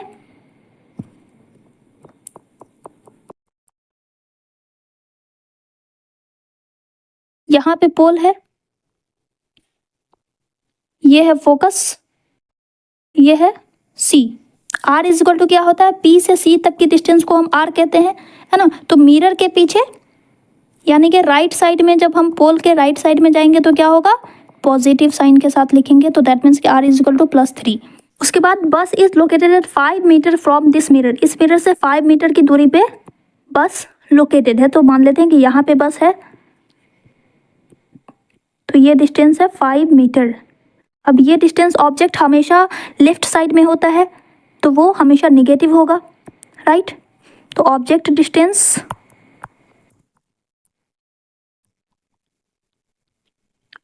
u is equal to -5 metre. अब बताना है पोजीशन, नेचर एंड साइज क्या होगी इमेज की, यानी कि हमें इमेज की डिस्टेंस बतानी है। इमेज की डिस्टेंस बतानी है तो हमें पोजीशन पता चलेगी, तो हमें भी मालूम करना है। उसके बाद साइज पता करने के लिए हमें इसकी हाइट निकालनी पड़ेगी, height of image. And nature हमें बताना है कि वर्चुअल और इरेक्ट है, तो ये इसके हाइट से पता चल जाएगा। तो हमें r मालूम है, r is equal to +3 metre, u is equal to -5 metre. तो सबसे पहले हम f निकाल लेंगे, f is equal to r/2 होता है, r कितना है, +3 है अपॉन 2, तो ये कितना हो जाएगा, +1.5 मीटर। अब हमें भी पता करना है, भी निकालना है, तो मिरर फॉर्मूला यूज करेंगे। Mirror formula 1/v plus 1/u is equal to 1/f, और 1/v इज इक्वल टू क्या हो जाएगा, 1/f। ये इसे हम इधर ले आएंगे तो ये माइनस में हो जाएगा 1/u, ठीक है, is equal to 1/f। f कितना निकला, +1.5, प्लस माइनस के साथ लिखना है हमें, ठीक है। तो ये हो जाएगा +1.5 माइनस u कितना है, -5, है ना, -5। ओके अब इसे हम सॉल्व करेंगे तो ये माइनस से ये माइनस कैंसिल हो जाएगा, और इस दोनों का एलसीएम निकालने के बाद ये हो जाएगा 7.5। ओके तो यहाँ पे लिख रही हूँ मैं, ये हो गया 7.5, 15 5 75 होता है, तो 5 हो जाएगा, 5 + 1.5 इज इक्वल टू 6.5 अपॉन 7.5। ये क्या निकला, 1/v, इसलिए v इज इक्वल टू क्या हो जाएगा, v is equal to 7.5 upon 6.5। अब इसे आप कैलकुलेट करोगे तो ये हो जाएगा 1.15 पॉजिटिव में आया। अब बिकॉज भी पॉजिटिव में आया है, भी हमें कितना आया है, +1.15 मीटर, है ना। तो हमें क्या बताना है, फाइंड द पोजीशन। पोजीशन क्या हो गई, +1.15 मीटर। तो प्लस आने का क्या मतलब है, यानी कि इमेज मिरर के पीछे बन रही है, इसकी पोजीशन क्या हो गई, बिहाइंड द मिरर, है ना। और अगर पीछे बन रही है तो इमेज वर्चुअल होगी, और वर्चुअल के साथ साथ इरेक्ट होगी। ओके अब इतना हमें पता चल गया। अब साइज पता करने के लिए हम मैग्निफिकेशन का फॉर्मूला अप्लाई करेंगे, ठीक है। तो magnification m is equal to क्या होता है, height of image upon height of object is equal to -b upon u होता है। तो हमें -b और u की वैल्यू पता है, तो इसमें हम पुट कर देंगे। माइनस कितना, v की वैल्यू कितनी आई है, +1.15, अपॉन यू की वैल्यू कितनी है -5, ठीक है। अब इसे हम माइनस से मल्टीप्लाई करेंगे तो माइनस माइनस कैंसिल हो जाएगा और ये हो जाएगा आपको 0.23। पॉजिटिव में आ रहा है, पॉजिटिव में आ रहा है मतलब क्या कि इमेज वर्चुअल और इरेक्ट बन रही है एंड ये m की वैल्यू 0 एंड 1 के बीच में है। दैट मीन्स क्या कि इमेज डिमिनिश्ड होगा, इमेज की साइज क्या होगी, छोटी होगी। ओके, सो आंसर क्या लिखेंगे, पोजीशन लिखेंगे हम, position 1.15 metre behind the mirror,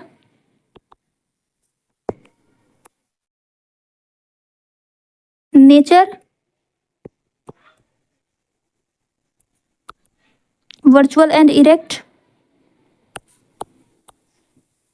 and size क्या हो जाएगी, स्मॉलर। ओके, स्मॉलर बाय 0.23, ठीक है। चलिए नेक्स्ट क्वेश्चन देखते हैं। An object 4 centimetre in size, एक ऑब्जेक्ट है, इसका साइज दिया हुआ है, यानी ऑब्जेक्ट साइज दिया हुआ है। साइन हम बाद में लिखेंगे, पहले हम इसका मेजरमेंट लिख लेते हैं। 4.0 centimetre is placed at 25 centimetre in front of a concave mirror, concave mirror है तो यहाँ पे कहीं पे मान लेते हैं कि ऑब्जेक्ट रखा हुआ है ना। तो इस साइड में ऑब्जेक्ट हमेशा निगेटिव होगा, u इज इक्वल टू हमेशा निगेटिव होगा, u is equal to -25 centimetre, right. उसके बाद फोकल लेंथ भी दिया हुआ है 15 सेंटीमीटर, तो कनकेव मिरर है तो फोकल लेंथ क्या होगा, पॉजिटिव होगा या निगेटिव होगा, हमेशा निगेटिव होगा, कनकेव मिरर में हमेशा निगेटिव होगा। तो focal length f is equal to -15 centimetre. अब ये बताना है at what distance from the mirror, distance बताना है आपको, इमेज की डिस्टेंस बतानी है, ठीक है, इमेज की डिस्टेंस बतानी है एंड साथ ही साथ में इसका नेचर और साइज भी बतानी है। तो हमें भी मालूम करना है, भी मालूम करना है, साथ ही साथ में हाइट ऑफ इमेज भी निकालना है। Okay, so mirror formula apply करेंगे यहाँ पे, 1/v plus 1/u is equal to 1/f और 1/v is equal to 1/f minus 1/u। Focal length कितना दिया हुआ है यहाँ पे 15, माइनस में होगा क्योंकि कनकेव मिरर है, तो 1/-15 माइनस u भी निगेटिव होता है, 1/-25 लिखेंगे, है ना। अब इसे हम इस पूरे को माइनस से मल्टीप्लाई करेंगे, माइनस से मल्टीप्लाई करेंगे तो बाहर में माइनस आ जाएगा और यहाँ पे प्लस हो जाएगा, यहाँ पे प्लस हो जाएगा, ठीक है। तो इज इक्वल टू हो जाएगा ये -1/15 प्लस 1/25। अब इसे हम सॉल्व करेंगे तो ये हो जाएगा 75, 5 + 3 और बाहर में माइनस है तो यहाँ पे माइनस आ जाएगा ये, तो ये हो जाएगा -5 + 3 इज इक्वल टू -2/75। ओके, तो ये हो जाएगा -37.5 सेंटीमीटर। ये आपका निकल गया v की वैल्यू -37.5। बिकॉज भी निगेटिव आया है दैट मीन्स के इमेज मिरर के सामने बन रही है, मिरर के सामने बनेगी तो निगेटिव बनेगी। एंड अब इसकी हम साइज निकालेंगे, इसके साइज निकालने के लिए मैग्नीफिकेशन फॉर्मूला अप्लाई करेंगे, m is equal to height of image upon height of object is equal to -v/u। अब हमें हाइट, ऑब्जेक्ट की हाइट भी हमें पता है ना 4 सेंटीमीटर है, ऑब्जेक्ट की साइज हमेशा पॉजिटिव में होगी, राइट, क्योंकि ऑब्जेक्ट हमेशा ऊपर खड़ा रहेगा तो ये हमेशा पॉजिटिव में होगा। दो चीज़ें हमेशा उसका सिंबल हमेशा एक जैसा रहेगा, एक तो कि ऑब्जेक्ट डिस्टेंस, ऑब्जेक्ट का डिस्टेंस यानी कि u हमेशा निगेटिव होगा और हमेशा पॉजिटिव, ठीक है। तो हमें हाइट भी पता है, v भी पता है, u भी पता है, तो h निकालेंगे, हाइट ऑफ इमेज निकल जाएगी, height of image is equal to -vh/u, ठीक है। अब चलिए इस फॉर्मूला को लेकर अगले पेज पे चलते हैं, h dash is equal to -vh/u। v की वैल्यू कितनी आई -37.5, माइनस है -37.5, h कितना है +4 अपॉन u की वैल्यू -25 है ना, और ये वाला माइनस यहाँ पे। अब इस माइनस से ये माइनस कैंसिल हो गया, इसको कैलकुलेट करेंगे तो -150 अपॉन 25 होगा इज इक्वल टू -6 सेंटीमीटर, है ना, -6 सेंटीमीटर। ये क्या निकल गया? Height of the image. अब इमेज की हाइट निगेटिव में है, दैट मीन्स क्या कि इमेज रियल एंड इन्वर्टेड होगी, है ना। छोटा बड़ा कैसे पता करेंगे? तो ऑब्जेक्ट की हाइट से इसको कंपेयर कीजिए। ऑब्जेक्ट की हाइट 4 सेंटीमीटर है और इमेज की हाइट 6 सेंटीमीटर है, दैट मीन्स के इमेज क्या बन रहा है? इमेज इनलार्ज्ड, है ना। अब डिस्टेंस पता करना है, डिस्टेंस हो गया 6 सेंटीमीटर, तो यहाँ पे डिस्टेंस, इसका भी आंसर हो गया। क्या होगा आंसर? हम कैसे लिखेंगे? The screen should be, the screen should be placed at, जहाँ पे इमेज बनेगी वहीं पे तो हम स्क्रीन को प्लेस करेंगे ना। तो इमेज बन रही है 6 सेंटीमीटर दूर, तो स्क्रीन भी वहीं पे प्लेस्ड होगी 6 centimetre in front of concave mirror, क्योंकि मिरर है कनकेव तो फ्रंट साइड में बन रही है, क्योंकि नेगेटिव है। Centimetre in front of the mirror. उसके बाद पूछ रहा है find the nature and size, तो नेचर ये हो गया रियल एंड इन्वर्टेड और साइज हो गया इनलार्ज्ड।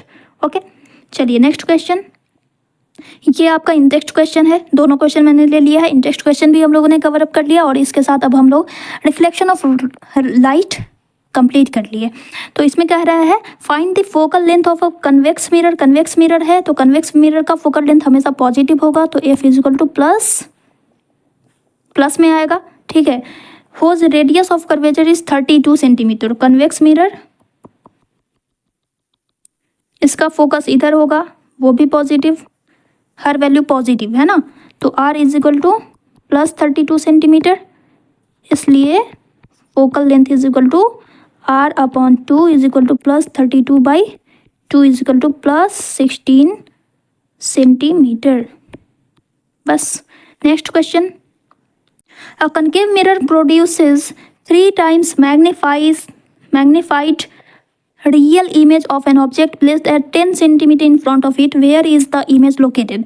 concave mirror है और रियल इमेज बन रही है, तो रियल इमेज है यानी कि मिरर के सामने बनेगी, है ना। और मिरर के सामने बनेगी तो रियल इमेज हमेशा इन्वर्टेड होती है यानी कि नेगेटिव होगी।